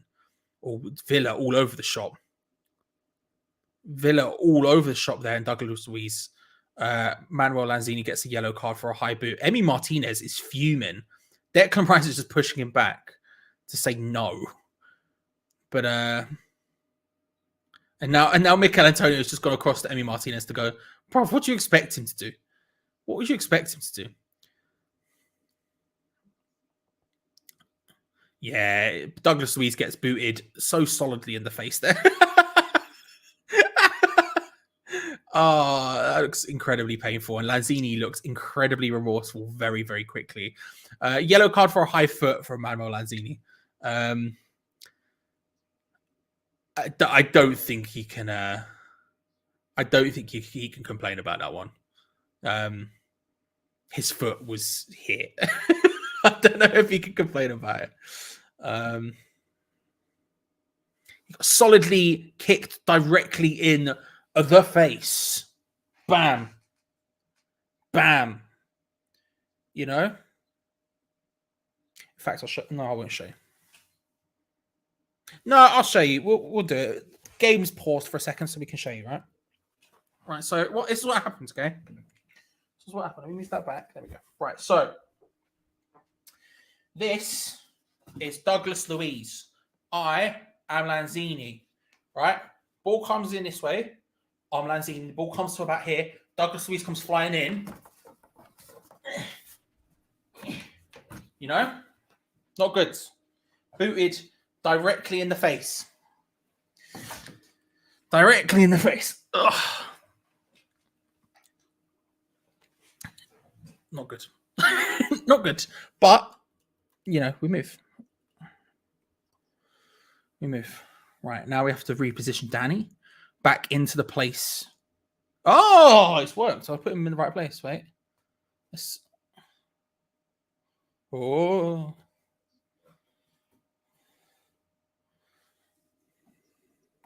Here we go. Here we go.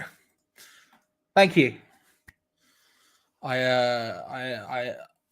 have a you know, a degree in the art of acting, directing. I would like to say I didn't make contacts. I wouldn't do that. I wouldn't do that to my boy. I wouldn't do that to my boy. I did not make contacts.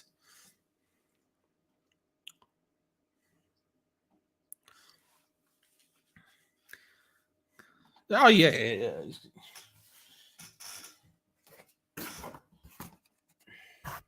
Look at that. That is a man who is comfortable. You know what I mean? That is a man who's comfortable. I reckon about there. Let's see, is that the right place? I think it's about there. Oh, you love to see it. That is a man who's comfortable. 4 minutes plus stoppage time. We're already 2 minutes into it. I would like to say once again, like the video. Do you know what I mean? Get involved. Get involved.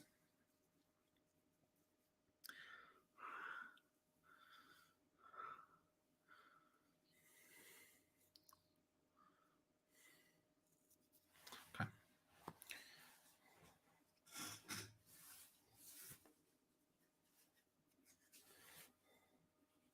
Now Ings has gone down.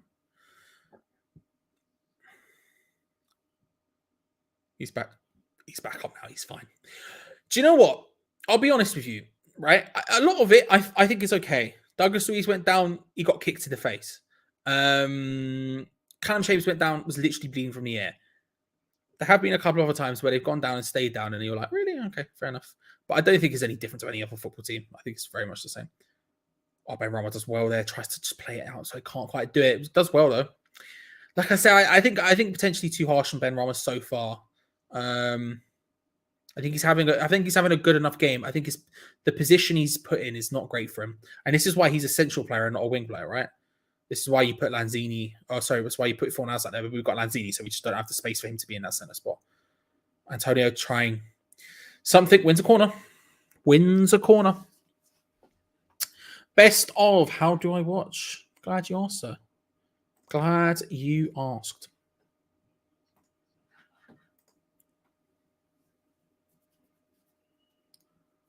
Yes, Peach. Peach comes in.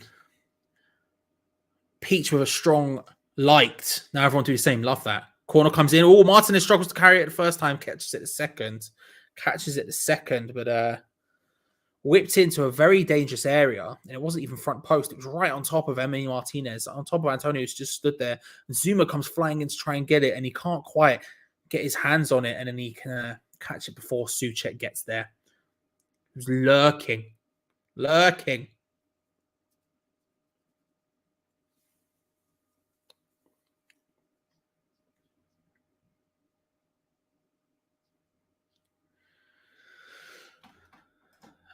Oh, so my shoulder hurts somehow. I don't know how it hurts. Like here, my shoulder blade. I don't know what I've done, mate. I don't know what I've done. It's bad. Whatever it is, it's bad. Free kick from Aston Villa, whipped into a fairly dangerous area, but not quite happening. The halftime whistle will be blown momentarily. I think we've got about a minute more because it was 47 by the time the game started again in stoppage time. So you'd maybe suspect it will go until 51, but we'll see. Lots of bouncing balls bouncing around. Lanzini took a fall. Bloody hell. Douglas Luiz busted open in the mouth.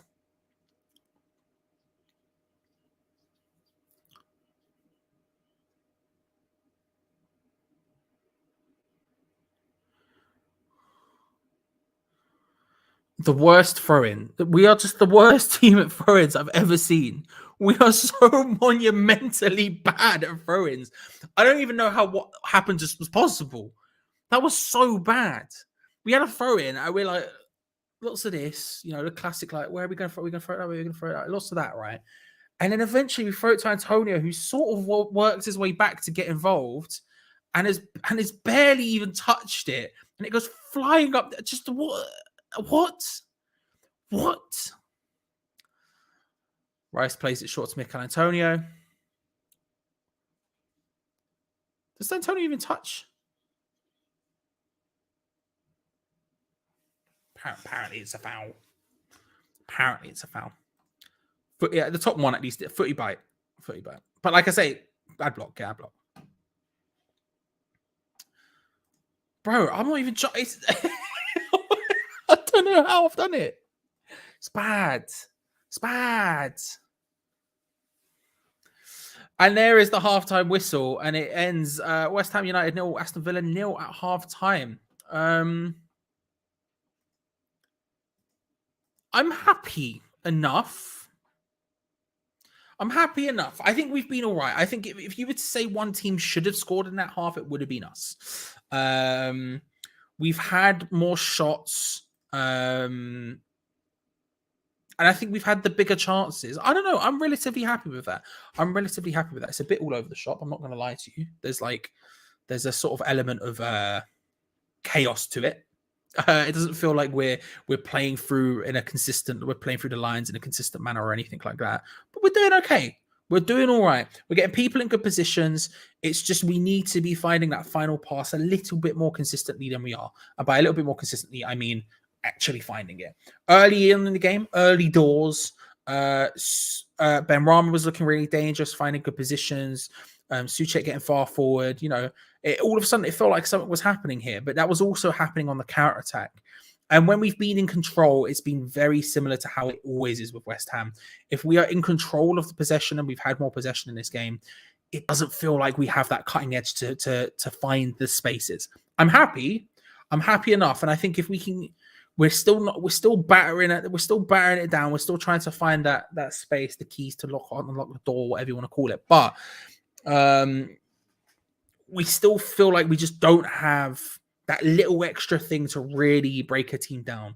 feels like a lot of time what's happening is we're winning corners and we're just pumping it into the box from that way, and we're trying to put in these crosses and no one's really there, and it's not quite happening in that sense. When we were counter-attacking towards the beginning of the game, good. We were finding spaces then. We were finding joy then. But as the half's gone on, it's not really come to pass in any sort of significant way. We haven't really been able to break teams down in a significant way, control the game in any significant way. It happens. It happens. You know what I mean? But let's find out what a smarter man than I think. Gio Mackie, how do you feel? Happy. I think we've played well, to be honest with you. I think the first half hour we were really good. Yeah. Villa got into it a little bit, got their foot on the ball, but that's always going to happen. We're never going to dominate them for 45 minutes out of 45 minutes. So they were due to have their spell, but they didn't really do anything in that 10 minutes. They were just knocking about the halfway line. I'm okay with that. I'm happy at halftime, Charlie. Yeah, same. I was just saying, I feel like the difference was that towards the beginning of the game, there was a little bit more space and we were able to counterattack. I think one of the things, as you would expect, Ben Rama's been a hot topic of conversation because he is the new Haller. That's just what happens, as is Vlasic. But I think one of the big differences is we've seen him so far forward in that sort of corner flag quadrant, right in that sort of area right by it. And I think you're just not... When he was a little bit deeper, when we were able to flow forward in a much better way, that's when I felt like we were really, like you say, dominating. We were finding some really good opportunities then. And as we sort of got... our opportunities have come from us being more in control deeper in their half, it doesn't feel like we quite have...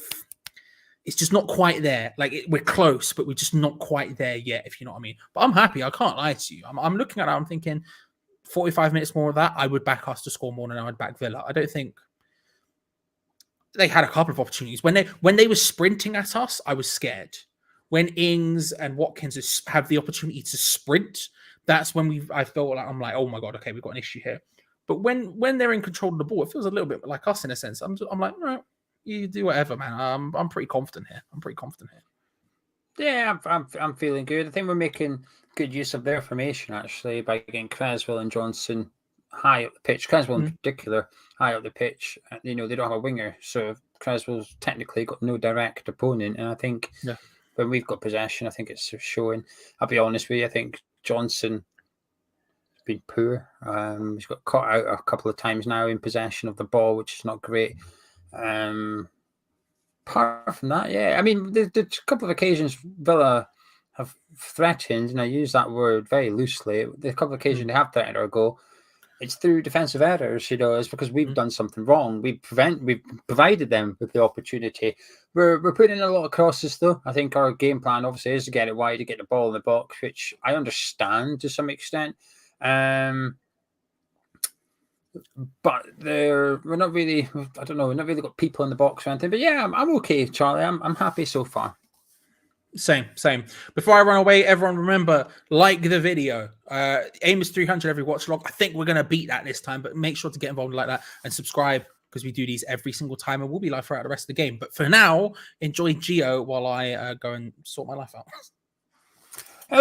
Right, let's see what you're always saying in the live chat. Let's see what you're saying. Clayton says that for all of Johnson's talent, you really need to start getting some advice on how right backs attack the space and pass and put a cross in from Creswell. Or I can see Ashby starting actually. I thought he did a really good cross actually in the first half. He did. It was quite deep, but it had a nice little bit of whip, height, and pace on the cross actually. I was quite impressed by one of these crosses. Bonnie Hammer says he's surprised we're doing so well. I am too actually. I think really happy that first half hour. There was 5-10 minute spell where we were all over them. The first 8 minutes, I think it was 8 minutes on the clock. Ben Ram had 2 shots. Pernaz had a shot and only one on target, and it was a relatively straightforward save from Martinez from Ben Rama. But it was good to see the fact that we were there on the front foot trying to get a goal early doors. It was pleasing. Lewis says corner quadrant or not, he should be able to cross the ball. I assume you're talking about when Ben Rama scuffed it with the left foot. Apache said Ben Rama needs to stop giving the ball away. I think he's doing okay. I think he has given the ball away on a couple of occasions, but he looks the most likely to make something happen at the same time. I think that's the risk you take when you play someone like Ben Rama. For every one good ball. There's going to be 2 bad ones from Benrahma, I think, in this match. But I'm okay with that to some extent for now, because until we've got somebody that can do 1 and 2, then it's our best. Because out of what's Final's creating, well, nothing really. So while 33% from Benrahma's not great, it's better than a 0%. Troy says Souček, best players so far, 2 key defensive tackles, almost scored at the other end. I think he's doing okay, Souček. I think he's having a much better game today. I think the game suits it. There's a bit of hustle and bustle in the middle of the park. I think McGinn and Louise will always be up for a bit of a scrap as well, as will Ramsey, actually. And I think it suits Souček, that one. Looks like Johnson's splitting the chat here, actually, because Too Cool says he's overrated. He doesn't really like him. Hammer Boy saying that it's needless Johnson criticism. Nick saying Johnson and Ashby the future, which I think 2 can be true, though. I think they can be the future, but also being played poorly. Will saying he thinks Johnson's playing poorly, which is no idea why. Sharky saying Johnson was our best player on Thursday. Chris was saying he's quality, but he's having a mare today. I agree with majority here, which is this one. Chris, I agree with Chris. I agree with Sharky. And I agree with Will. I agree with them ones. I think he's playing poorly today. I think the 2 or 3 times he's gone to dribble, somebody's nicked in and took it off, and they've gone between Johnson and the ball and nicked it off him. And that's okay. You know, he's up against good players today. But I think his crossing, funnily enough, isn't too bad.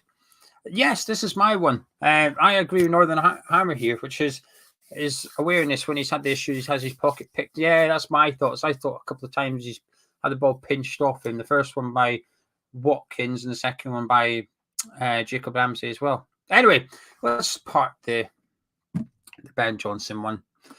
Troy says we don't cross enough into the box. Benrahma cut backs and don't win many corners and nothing. I think we've been crossing it loads today. Might just be me, but I felt like we've been putting in a few decent crosses.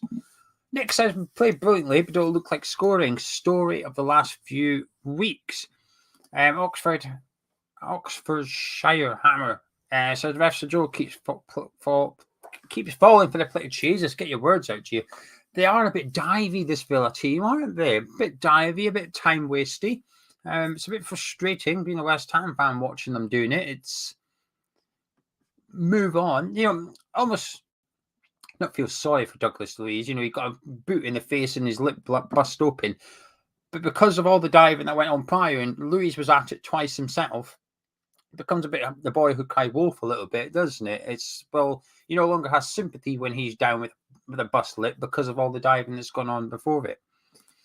Rywas says they're having to go and break up attack and play from us a lot of boards really well. I agree with that. Theme Park says that we're playing well, but our finishing could improve. Nick thinks Benrahma was really good for half an hour, while Lewis says he's given the ball away about a dozen times. I know he's a scapegoat at times, but he's much better than this. Overall, though, it was solid half. Chris says, which 3 are you going to pull to keep fresh and not get injured? Would you pull Lanzini? Yeah, probably would. Not just because of his red card, Lanzini. I don't think he's not having a bad game. I don't think he's having a good one. I think he's doing okay. But I think it becomes an easy substitution for us. I would like to see Benrahma move central, actually. Usually I'm sort of against seeing him playing central. I'd like to see him out on the wing up against the right back. But I think he's almost too wide to some extent. As Charlie was saying, he's picking the ball up sort of within 18 yards from the goal line, and his only option is to cross it. I'd almost like to see him come in the middle a bit more, so get Lanzini off and maybe bring on, kind of has to be Okaflex, doesn't it? We don't really have any other winger. We've got Yarmolenko on there, but I'd probably bring on Okaflex, put him out on the left and move Benrahma into the middle. Be a bit more of a conventional 4-2-3-1 formation then, but don't know. I'd like to see. For saying that, Michael would prefer to see Fornals in the centre. Michael says Johnson's got nobody passed down to the right and not much in the middle, hence why he keeps needing to go back. Not his fault. That's a very fair point. That is a very, very fair point and really valid argument there for Michael, to be honest with you. Webley says, well, we've had the better half and look good defensively. Ings looks like he has a goal in him. Too Cool says he's happy with Antonio. He has to play almost every game this season, no backup. He's still got the energy to keep going. He loves him. Saeed's been decent, says Liam, but he can be frustrating. Evan says he doesn't think Johnson hit necessarily. He isn't a finished product yet, which means play him. I think it's possible to rate him. Just think he's having a poor game. I rate him a lot. I think he's got a big future at West Ham. Just don't think he's having a great game in the first half. That's all. That's it. Deathwish is shocked at the support for Johnson. Worst player he's ever seen. Every week, just kicking the ball and guaranteed to give it to the opposition. He's a disgrace. I think that's a bit too far. Phil thinks he's playing poorly. Well, David thinks he's played too. These comments are obviously roughly the same time as the good comment from Michael. Right, let's see what else you're all saying as well. Dylan thinks we overrate Ben Johnson. He's nowhere near the levels of injury so far, not even close. While NH Hammer says it's Fredericks available. He's on the bench. Let me bring up the bench. This is who we've got on the bench, NH Hammer. Ryan Fredericks is there on the bench if we wish to use him. No idea. No idea, James. Don't know when Sufar's back. I think it's a really good battle, Tim. I think they're both looking good. Neither of them are looking bad. Sometimes Coutinho's on the ball. Sometimes Rice is on the ball. I think whenever there's been a duel, if you like, a coming together of the two, I think Rice is edging it. Coutinho's having to drop deep in order to pick up the ball for Villa. But so you could argue that Rice is winning the battle of the two, if you like. But Coutinho's certainly getting involved a bit more towards the end of the first half. He was dropping 10 yards to get his foot on the ball, and he was starting to dictate the play for Villa. Clayton isn't a Ben Rama fan, but he's had his chance to put decent crosses and no one in the box. I really think he lacks confidence and needs to mature because I can only see him getting worse. Lewis loves our defensive play.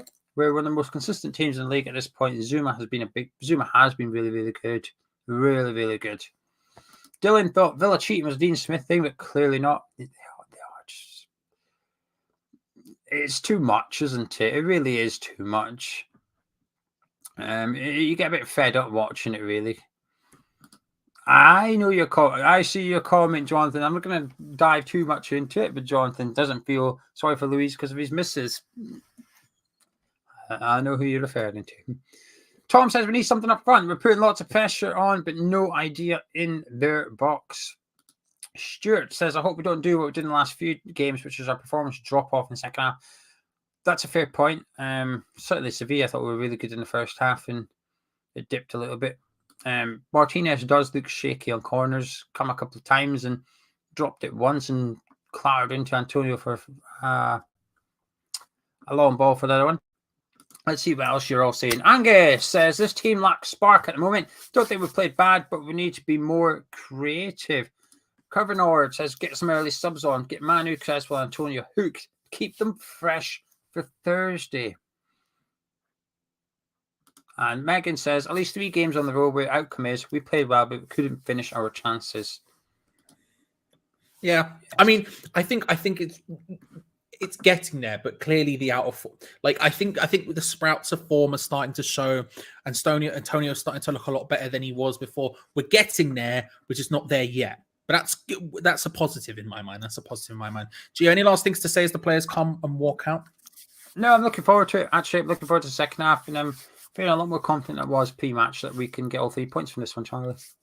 Yeah, I back that. Well, thank you very much, Gio. If you want to see more of him, and why wouldn't you? What a boy. Then make sure to come back at full time because there will be a review live on this channel right after the game finishes. So make sure to come back and get involved about then. However, the second half is about to kick off here. If you were only here for the halftime festivities, then thank you very much for joining. We appreciate you. Love that. Make sure to like the video and subscribe if you haven't already, because we do match days live every single time. Even Thursday this week coming up, when it's just me by myself, there will be some form of match day going on. So make sure to subscribe. Hit that bell notification so you don't miss out on any of it, and like the video. We have underway once again here at the London Stadium. It is West Ham United versus Aston Villa. It's 0-0. Big plays incoming. Come on, you Irons. Deploy the boys. We've hit the 300 mark, by the way. We're at 320 likes. So thank you very much, everyone. Can we get to 400 by the end of the stream is now the goal. Let's see what happens. I feel like it's happening. Lawrence says, grab a bell, sir. You damn well I did. Don't worry. We are sorted for that. We are sorted. Michael loves the chat. Thank you very much. Thank you very much. It's available in all good shops. And when I say all good shops, I mean the Hammers Chat store. Link in the description below.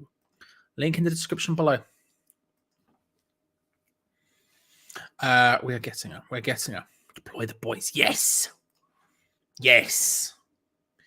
Right. What was I going to do? I was going to say something. I was going to do something. I can't remember what either of them were. We move. We move.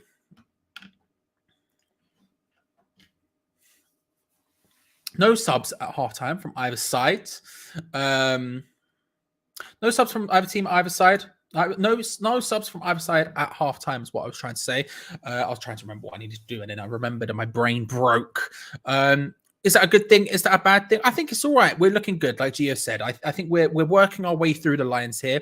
We're happening. We're starting to sort of knock on the door. Like I say, we're by no means in form.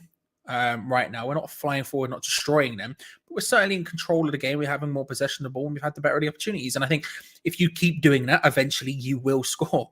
We're getting there. We're getting there, and hopefully in this second half we'll get there, because a big second half could do wonders for us, both in terms of our league positioning and our form and all that, and hopefully give us a bit of initiative and form going into Thursday night, of which again I will be here live the entire time.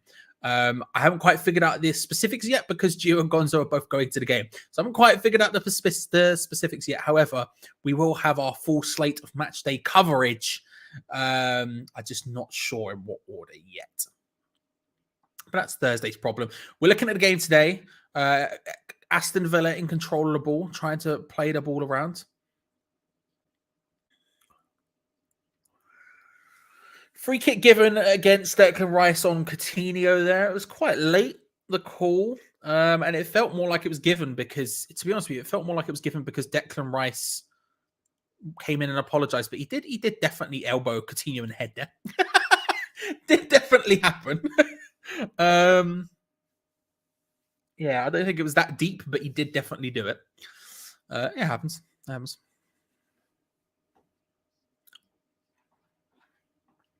And now Mikel Antonio is down. You have to be effing joking me, Yarmolenko for Antonio. In the words of, as a legend once said, you gotta be joking me. It's Billy Kay, for those of you who don't know. You gotta be joking me. What you? Just got back from football. First of all, hello. How are you? Hope you're well. Second of all, all right. Well, being the better of the two teams, I would say. Early doors, we were really good. Felt like we were on the verge of scoring. Slowed down ever so slightly as the half went on, but doing all right. Doing all right. We're still the better of the two teams, more possession. Second half so far, it's been Aston Villa, but it's just started. We're looking at what Mikel Antonio was down for. It was just quite a far stretch, and then he just pulls up his hamstring. Hopefully he won't. Hopefully it's not an issue, because again, we don't have any other strikers. Looking at the bench, obviously Yarmolenko was shown in the warm-up, but I don't know if that's because he's coming on or more just because, of the situation at hand. Could bring on Perkins potentially. I mean, I would suspect it to be Yarmolenko. Don't get me wrong. We could bring on Perkins. I don't know who we'd play up front if it were to be Yarmolenko, to be fair. Probably Yarmolenko, I guess. But we'll see how it goes. We'll see how it goes. Right now, he's not coming off yet, is Mikel Antonio. He's back on the pitch as Coutinho goes for a swaz from range, and it does not happen. As I said, I did grab a baby bell at halftime. We do have one. It is here. It is ready just in case we need it. If we back the beef, I'll put the whole in chat and we'll see what happens. But it's here. If we feel like it's necessary, it is here. Yeah. I'm doing well, thanks, Lee. I'm doing well. Very tired. I'm very tired, but I'm doing well. How are you, sir? I hope you're good. I hope you're well. But I'm tired. Oh, it's good run by Watkins. Puts it into a space that doesn't quite work. Not super comfortable. West Ham can play it away calmly with Lanzini towards Antonio. It doesn't quite work out. Callum Chambers comes out, stops that, and Antonio goes down once more. He's coming off. I think there was a nod there. There was a nod, and it thinks I think Yarmolenko's getting ready to come on.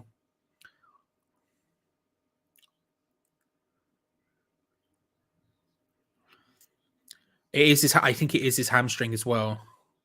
He came again. This is the sort of stupid stuff we don't need to do. Our only striker goes down injured, holding his hamstring, and then we just put him back out there. It's like we could have just taken him off and avoided this issue, but there we go. He's down. There was a knowing nod. I don't know who came across. I don't know who came across to him. I think it was Kurt Zuma who asked him, "Are you like what's happening? Are you going to go off? Is it your hamstring or something like that?" And he sort of knowingly nodded, which was thing. And Yarmolenko is coming on in his place.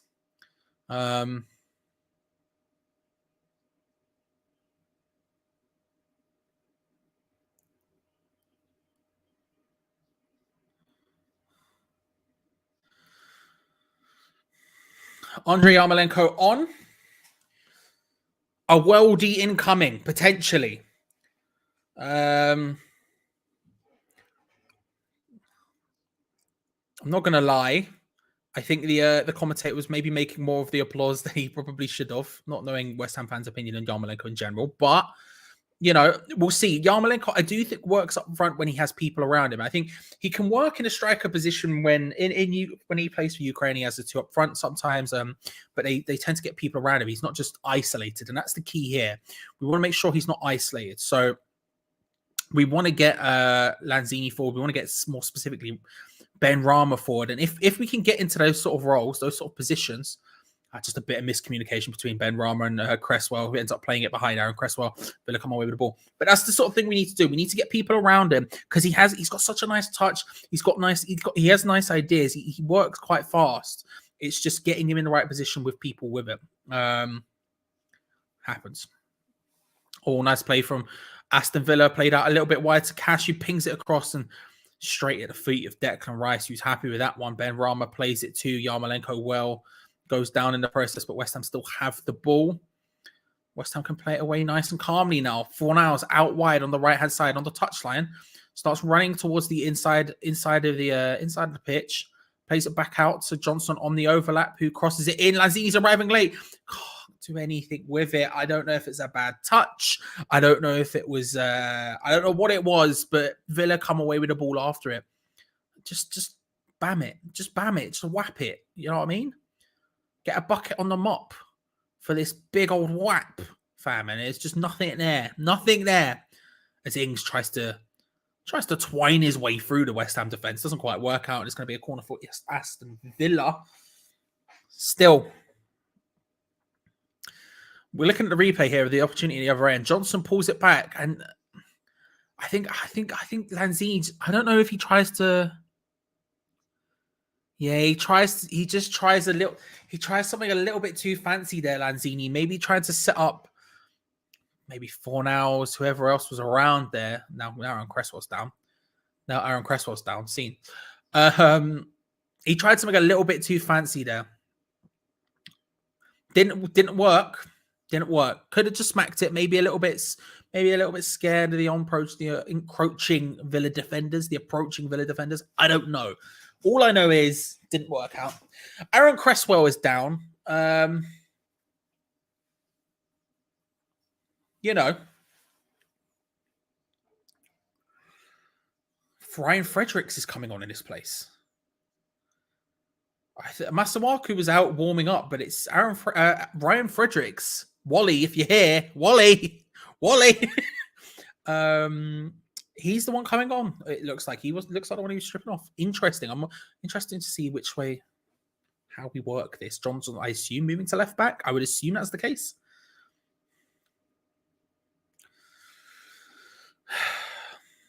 Well, you know. If I speak, I am in trouble.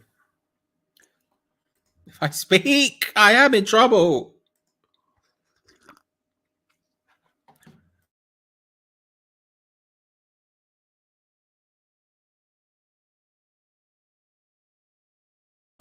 I was just sitting stirring, so I muted myself because I didn't want it to be loud because the clanks, right?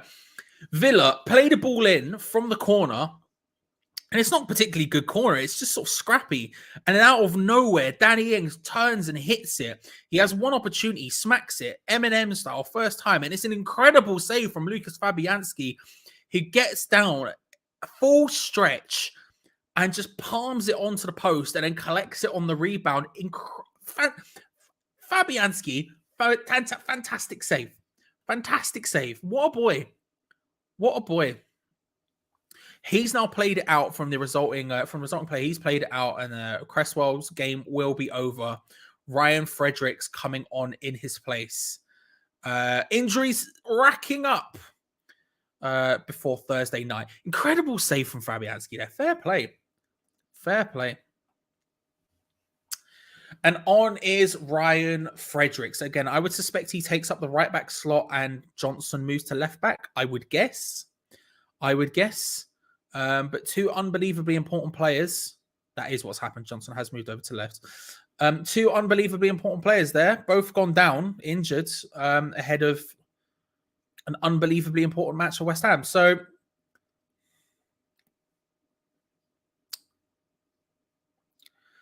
we'll see. Two injury substitutions from West Ham in the second half. The commentators there were just saying how that's going to make it difficult for Moyes to make tactical changes later on in the game. Obviously, never watched the David Moyes match. That wasn't happening. It is what it is. It is what it is. It's about how we react now. We've got some players on. Johnson is an okay left back. Don't get me wrong. He'll do the defensive side well. Going forward, I don't know if he'll be any worse than he goes going forward on the right hand side. To be fair, Ryan Fredericks, to be fair, could be a positive sub. I could see Ryan Fredericks making a positive impact down the right hand side, at least in an attacking sense. You know, a bit of pace, getting into some good areas, maybe a little bit of just a different way to break teams down. I'd be concerned that all of these injuries would maybe hamper our attacking intent. Maybe Moyes would be a bit too shook to go for it now. And this second half has been mostly dominated by Aston Villa. It's followed the trend of Sevilla, where we had a good first half where I felt like we were in the game solidly and doing really well. And the second half has come out and it's just been Aston Villa practically. But West Ham have a good opportunity here. Lanzini toe pokes it out to Ben Rama on the left-hand side, picks it up practically on the touchline. I'm surprised that didn't go out, to be honest with you. Frozen the headlights a little bit. Johnson collects the ball from the pass. And the cross. It stayed in. That's a positive. West Ham regain possession. Ryan Fredericks looking for a 1-2 with Fornals. Finds it. Pulls it back. Looking for Yarmolenko. Yarmolenko again. Oh, close. Doesn't pull the trigger. Doesn't get the shot away. But Yarmolenko certainly close there. I'll tell you what. I'm vibing a Fredericks assist Yarmolenko goal right now. I'm vibing it. I can see it happening. Fredericks getting into those positions that he's good at getting into. Underlap 1-2 with Fornals. Pulls it back. It's what he likes doing. It's what he always does. And he does it very well. Into the path of Yarmolenko. Hit first time. I'm here for it. I think it might be a case. West Ham trying to build their way down the pitch here. Ben Rama lays it short to Ben Johnson down the left-hand side. Cash does well to recover that. It's going to be a corner to West Ham under some pressure. Just after I said that they were probably the team who were in the ascendancy. They were in control of the game. It was all Aston Villa this half. All of a sudden, West Ham, a couple of quick chances in a row. Forcing it, making it happen. Corner to West Ham United. It's going to be Pablo Fornals to take it. Put in Zuma. Oh, Dawson. Oh.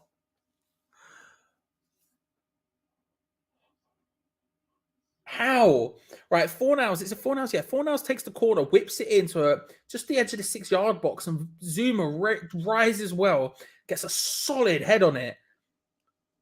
And Martinez just palms it away, and Craig Dawson almost on the line itself with a secondary header just underneath it, heads it over. An incredible opportunity from Craig Dawson. He heads it over the bar. He's as close to the line. He's as close to the goal as I am to the camera. Unbelievably close. and it just comes at him too quickly. It's underneath it. He heads it up and over. It remains 0-0. Somehow it remains 0-0. Very nicely recovered from Declan Rice and Thomas Souček there. Declan Rice just sort of harrying the player, and Thomas Souček coming flying in, clean as you like tackle, regain possession for West Ham. Good work from the defensive midfield duo, the pairing.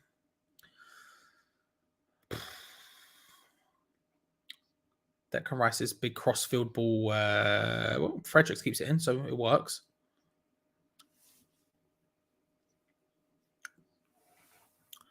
Free kick to West Ham in a half. How?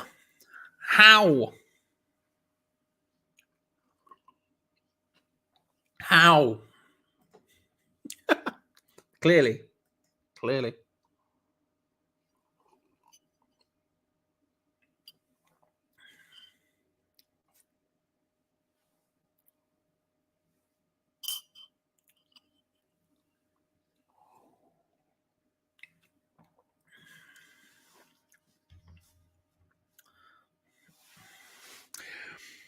West Ham slowly going into this one now.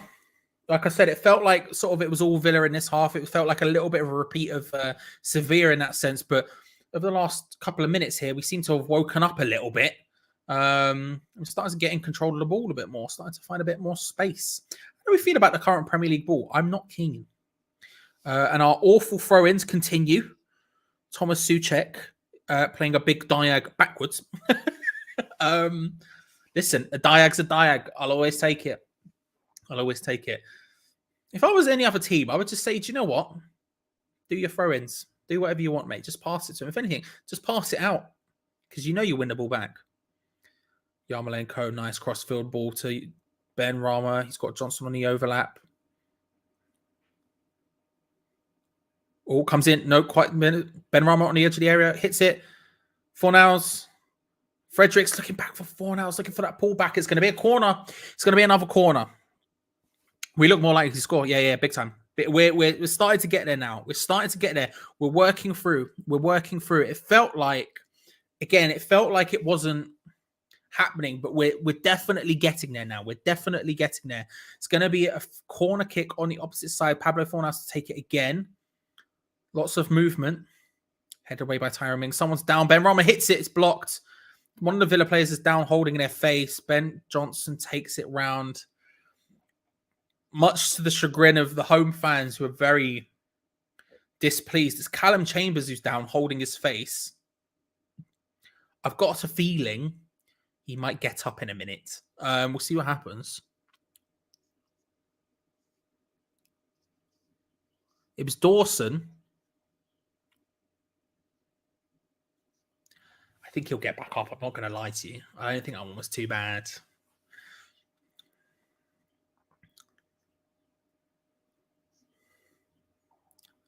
Surprised he is. One of those. I don't think there was anything serious there. Is it time for a bell? Is it the chat of the people who decide? Is it time for a bell? Chat, let me know. If it is, we'll put the poll up. We do have it available. It is here. I just realized my camera. I'm waiting for it to also focus on the baby bell. I've just realized it's not going to because it can see a face. So, baby bell. I can't believe that didn't go in. Bell. All right, there's enough calls for bells to put the poll in chat. There will be a poll appearing any second for everyone in the chat. Make sure to vote on it and see what you think. Should we bell? Yes or no? Well, there we go. It should be appearing in your chat any moment, ladies and gentlemen, for you to make a decision. 338 likes, by the way, while we're here. Love to see that. We'll give it until 66 and a half. Give you 90 seconds. Make sure to get your opinions in chat. Bring on the bell. One man.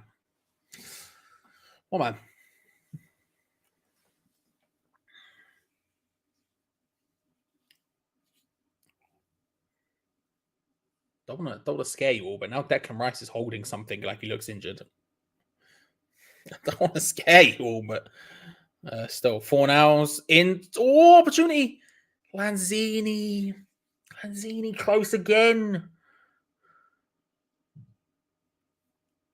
Close again.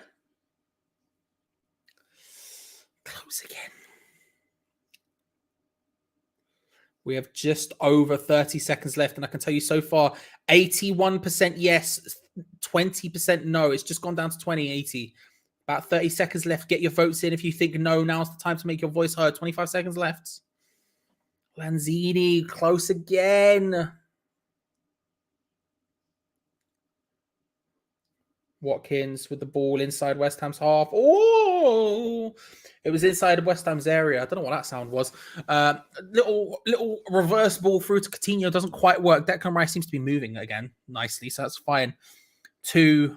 The poll has ended 80-20 split, saying yes, it is time to bell. And so we bell. We bell. Benrahma, Lanzini, Fornals trying to little dink it through again. Maybe a little bit too. Well, maybe we're just being a little bit too cute today. I don't know, but again, it's happening. We're since the 60th minute is passed, it's been practically all us, apart from that one time they just got forward. We're getting closer and closer.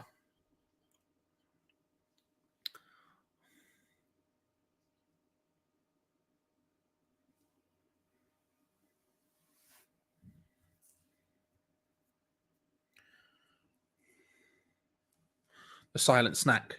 Look at that. You didn't even hear it. Didn't even hear it. Leon Bailey getting ready to come on. We're going to go with the calm method of just sort of, we're not going to shove it all in. We're going to eat it seg by seg, you know, just get it in your system. As West Ham's Jamaican forward comes off, Villa's is going to come on.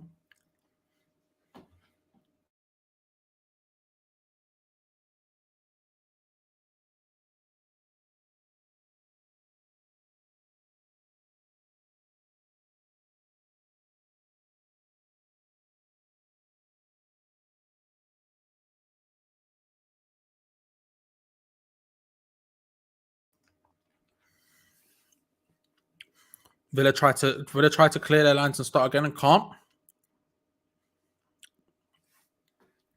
What was I going to say? I saw something in chat a second ago. Where is it? I can't find it. I'll have to look again in a sec. So Leon Bailey is coming on. And it's Danny Ings who's taking his place. I thought he done a good game today, to be fair, Danny Ings. I thought he's been all right. Maybe ineffective at times, but he's tried. He's worked hard. But Leon Bailey is coming on.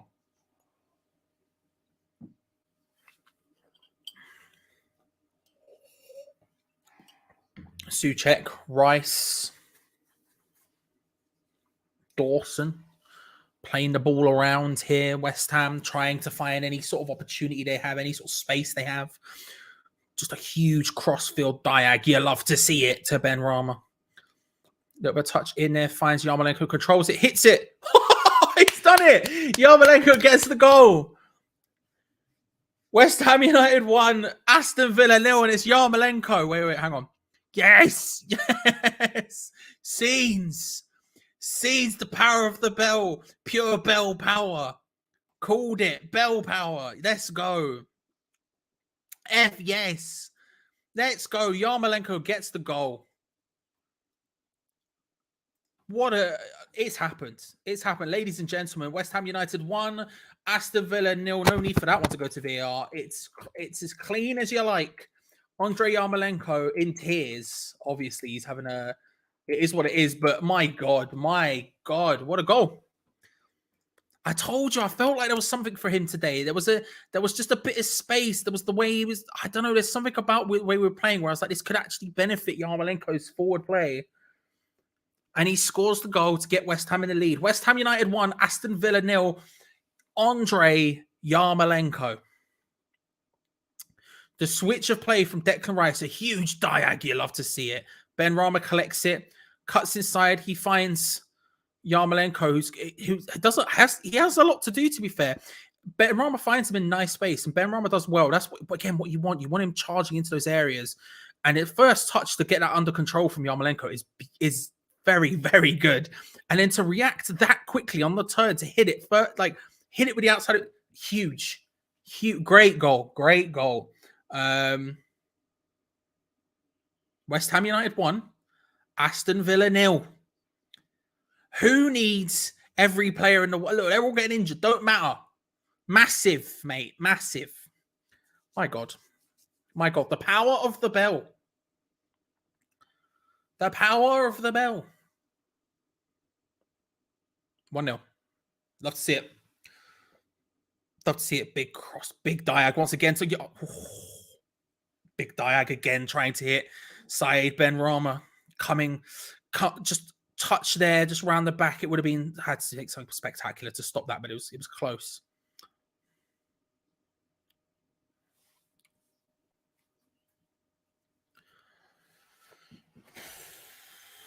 Scenes. The bell bounce. Yes.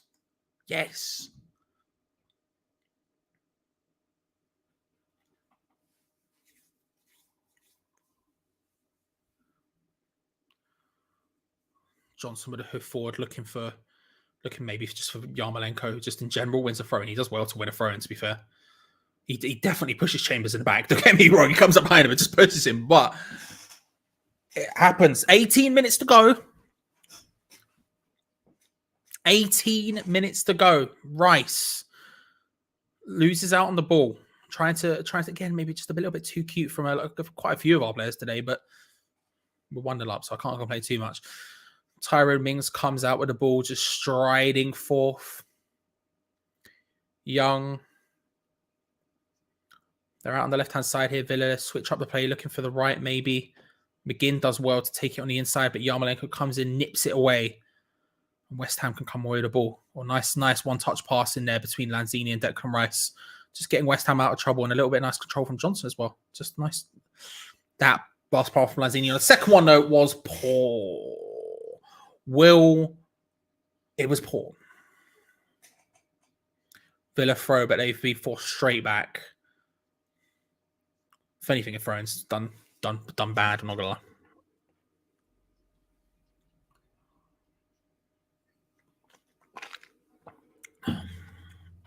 Rayo Vallecano have drawn with Sevilla. I heard they truly rested people. I'm not sure. This is what I've heard. I haven't looked into it properly though.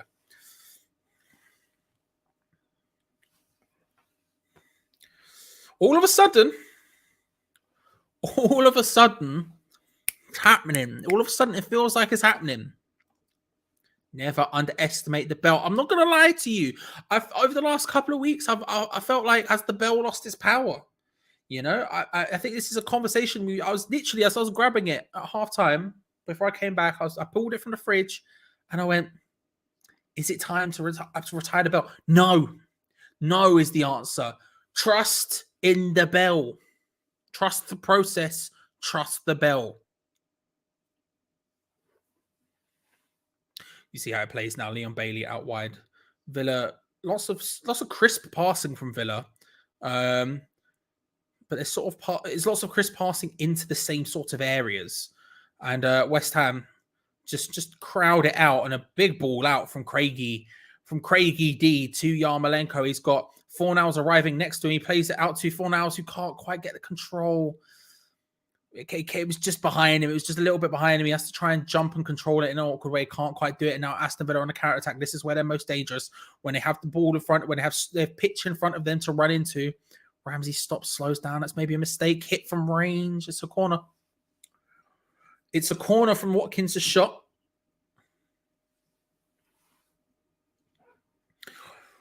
It's a corner. Make sure, ladies and gentlemen, if you haven't already, to like the video. We're at 351 big plays. We are dangerously close to getting 400. You love to see it. So make sure to like the video if you haven't already. And remember to subscribe, because we do these match day watch-alongs every single match day here on Hammers Chat I'm here every single week without fail. I've only missed one since we started doing it, like 2 years ago at this point. Played in, punched away from Fabianski. Hooked away. So make sure to come and get involved because I do this by myself. And so without you, it wouldn't be a thing. So make sure to subscribe if you haven't already and hit the bell notification because the bell has provided today. The bell has provided today.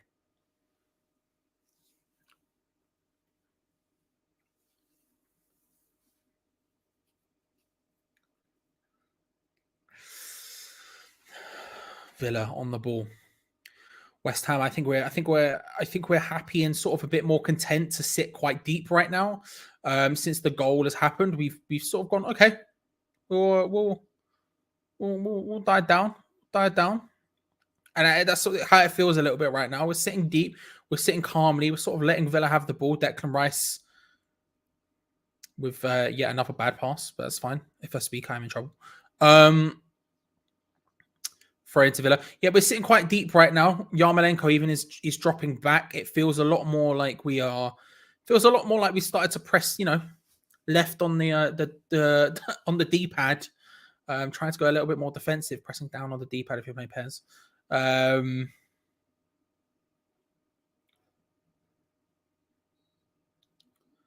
Foul by Rice on Leon Bailey. He's going to get a yellow card. Free kick, though, more dangerously in a very, very good area for Aston Villa. Very good area. It's a terrible tackle from Declan Rice. It makes no sense why he's even tried to do that. But, it happens. It happens.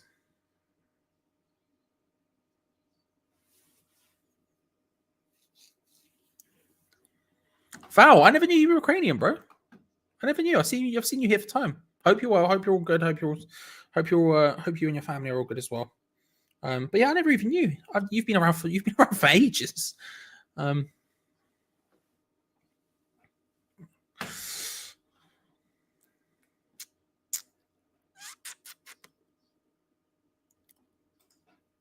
You're welcome. Yeah, listen, Todd. Whoever called for the bell was obviously in the right here. Thank you. If you haven't subscribed to Hammers Fans United, by the way, get us just a cheeky bit of Hammers Chat merch available on hammerschatstore.com. Is that the link? I forget every single time. On hammerschatstore.com. It's got Rice on the back. I would turn around and show it to you. Can't be asked, but it's there. You can believe me. Coutinho hits it, deflects up the wall, and it's a corner from the free kick.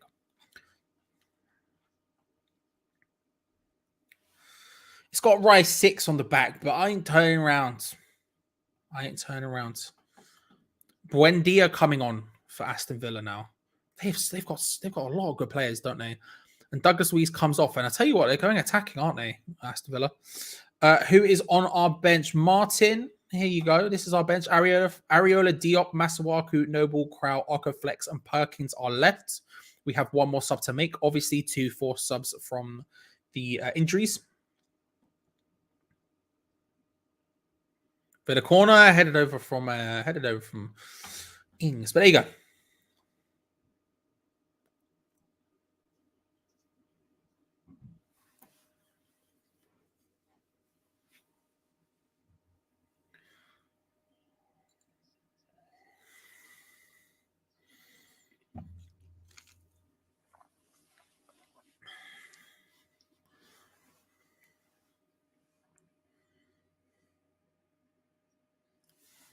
We're seeing a replay of the goal. Honestly, that technique from Yarmolenko is very, very good. The control is excellent. The shot is next level. Like outside the boot, pang, just in the bottom corner. Big, very good. He's got a bit of space here. He's trying to open up a bit of something. Oh, he hits it.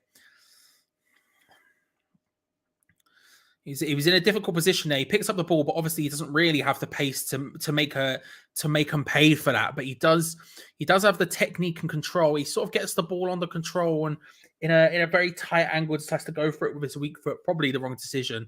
Maybe trying to ping it across, dink it in towards the area or something. I don't know. But Everton, by the way, 1-0 down with a red card. They are having a poor day. Carrying on. I've missed the game. Who's injured? Mikel Antonio. And Aaron Cresswell.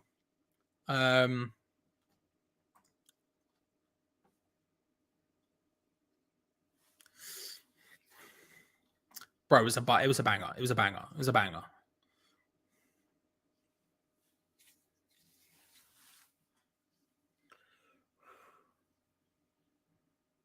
Or good ball down the line for Coutinho. Finds Leon Bailey. Cuts inside on Johnson. It's a good opportunity for Leon Bailey, who hits it, but straight into the hands of Fabianski. The shot was hit with some venom. It was a good hit in terms of power. Struck nicely, struck well. And he does really well to find his way past Ben Johnson. Declan Rice doing nothing if I say nothing, I'm in trouble. But it is straight at Fabianski.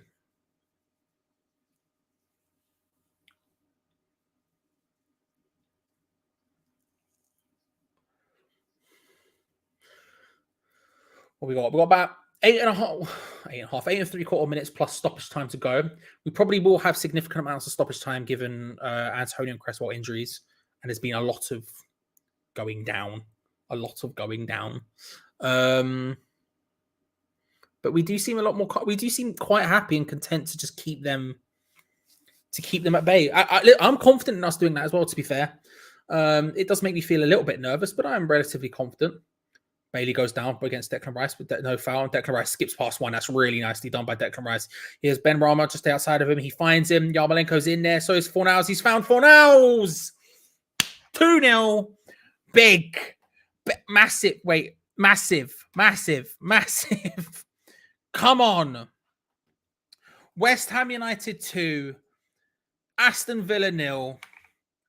One again, Charlie. There we go. Declan Rice, he wins the ball back. There was a hint of a foul. Referee not standing for it. And past that point, Declan Rice shifts it past whoever comes and tries to tackle him. See you later, mate. Slides past him. And then Pablo, and then Ben Rama with his second assist of the day finds Pablo Fornals is clean and as free as you like. As clean, as free as you like. And Pablo Fornals has the time, has the space. First time, picks out his space. I tell you what. Martinez maybe could have got there, but he's just moving the wrong way, and it's in. Not interested. It's 2-0. Don't care. It's 2-0. It's 2-0. Let's go. Danny, what are you saying? He's loving life. He's loving life. Come on. Come on. Let's go. How bad was Antonio's injury? Very bad. He couldn't walk. He went down initially. It was his hamstring. He went down initially holding his hamstring. It looked bad. He went off, came back on, instantly went back down again and was off. So there we go. 2-0. Comfortable. And at this point, I'm not going to lie to you. We've won this. Am I saying it and now you're all freaking out? Probably a little bit, but I just can't. Like Villa, when we've sat deep like we have, Villa haven't showed that they're good enough to break us down consistently. They just haven't. They haven't. There's been one or two opportunities where they've had a little bit of space here and there. Leon Bailey's looked right since coming on. But ultimately, it's just not felt like they had the bits. Oh, that's a nice little ball from Buendia there. Watkins, poor back pass. Well, not poor. It was all right. It's just a little bit misjudged. They haven't shown like they had enough to really do us in that sense. And now, that's a free kick. Easy as you like. And now, easy as you like. It looks like what happened. It's a Diop coming on. Okay. Intriguing. But yeah, it's one of those ones where you look at it now and you say, we've got this. I'm pretty comfortable with this now. I don't think they have what it takes to break us down consistently. I don't think I just don't think it's happening. I'm happy with that. I'm happy with that. 2-0, sitting pretty, and a good performance. Everything you could want. First half, we were really good. Right?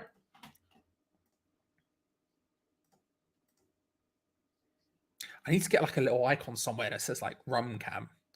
Right, I'll figure that out.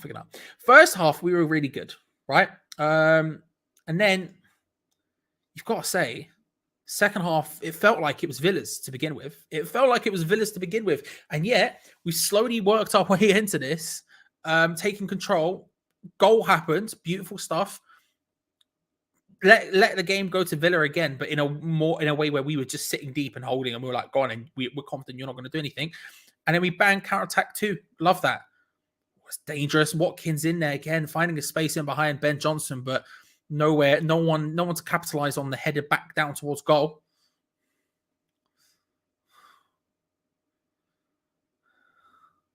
Mate, 2-0. I'm happy. You know what I mean? It's nice. Football's good, isn't it? Sometimes. Scenes. Ben Johnson, please. Not keen on that football. Can't lie. I've just looked at it again. Still not keen. It's not keen. I'll be interested to see who Diop is coming on for when he does eventually come on. I think it's going to happen now.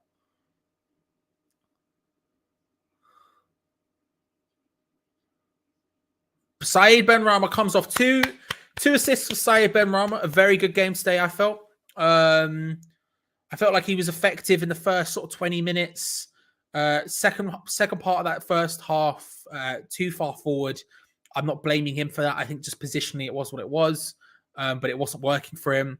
Second half, again, he's managed to find those positions like he found in the first 20 minutes again, where he's been able to affect the game and he's been able to find the space and the time and on the ball that he wanted.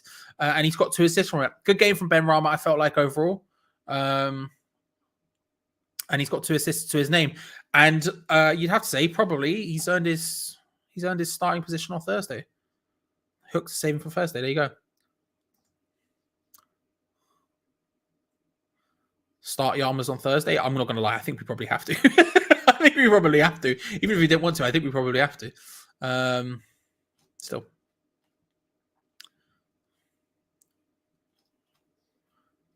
We actually look better without Antonio and Cresswell.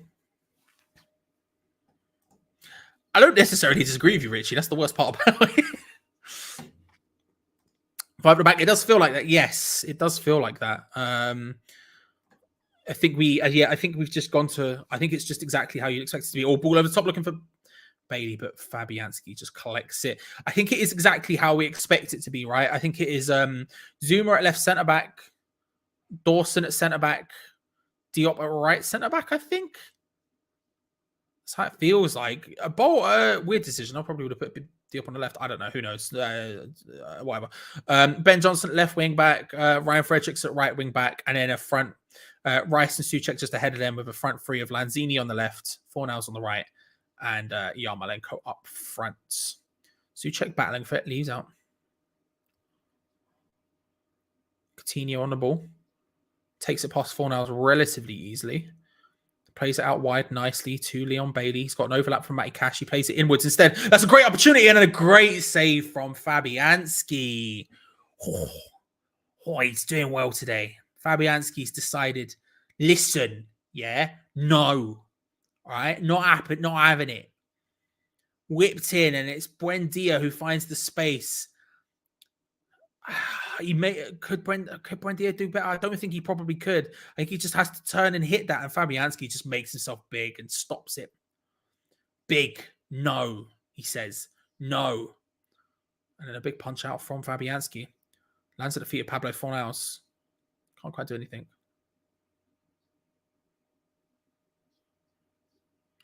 Oh, that's great taken by Buendia, who sends everyone for dinner, lays it back short. Ramsey with a beautiful finish. It's West Ham United 2, Aston Villa 1. And I tell you what, that is a banging finish from Ramsey. I don't know what his first name is, but a beautiful, beautiful finish. You've got to respect it. Ben Johnson gets the control, but Zuma, maybe a little bit like a day's call, could maybe be a bit more proactive in getting that ball away. But Buendia comes in behind, nips it off him, pulls it back, just lays it off to Ramsey, who just that's a really nice finish. That is to be fair, he has placed that just in beautifully. Fair play, Ramsey. That is a very good goal. It's West Ham United 2, Aston Villa 1, a blockbuster finale as 6 minutes goes up of stoppage time. Of course, we've had 2 separate injuries. We've had goals. Probably makes sense. Cresswell, Antonio both went off injured. It happens. Souček does well there. Battles with it, wins it. Lanzini lays it back off to him nicely. Souček, he's buying a corner flag area. He's just going to try and hold this on. And West Ham, not a single person giving him any options there. But he does instead win a throw in. Might as well just give the ball to Villa. Not going to lie to you. It's a West Ham throw. You might as well just give it to Villa. But, we'll see. Yarmolenko's been keeping man of the match or announced it. We'll get onto ours voting in a second. I'll be interested to see what you all think. Souček does well, wins a corner. Oh, apparently it's a goal kick. I thought it was a corner. They go to take the goal kick quickly. Yarmolenko comes across trying to chase Tyrone Mings just to stop them from counter-attacking too quickly. Laid out nicely down the line. Bailey, good tackle from Ben Johnson there. 4 minutes to go. 4 more minutes of football. 4 more minutes in this. I don't put will be home tomorrow. Again, out wide to Cash. Bailey does well there. 31 on 31 action played in. Tell you what, if anything's going to come, it's been from Liam Bailey instead. He's been very good, and it's hoofed away by Declan Rice. And West Ham collect it further forward. It's Pablo Fornals just lays it off shortly to Lanzini, back to Pablo Fornals, who's just trying to do anything here. David Moyes is fuming that wasn't a throw into West Ham. He is fuming. Fists are being thrown. Man's got fists out, bruv. He's angry. Villa, come again. Next wave, it's happening.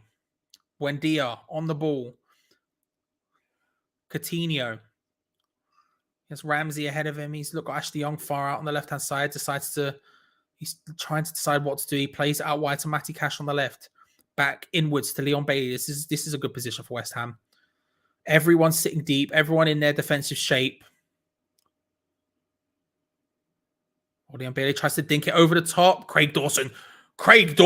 Jesus Christ. Tyrone Mings has the ball. And all of a sudden it gets worked back out wide again and is nodded away by Thomas Souček. That was terrifying. That was utterly terrifying. Dawson just tried to hold him off to try and allow that in, but it is what it is.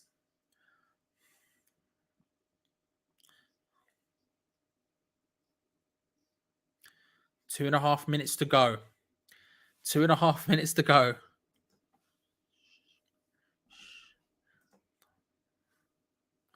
I don't want to get up and go to the fridge, so probably not.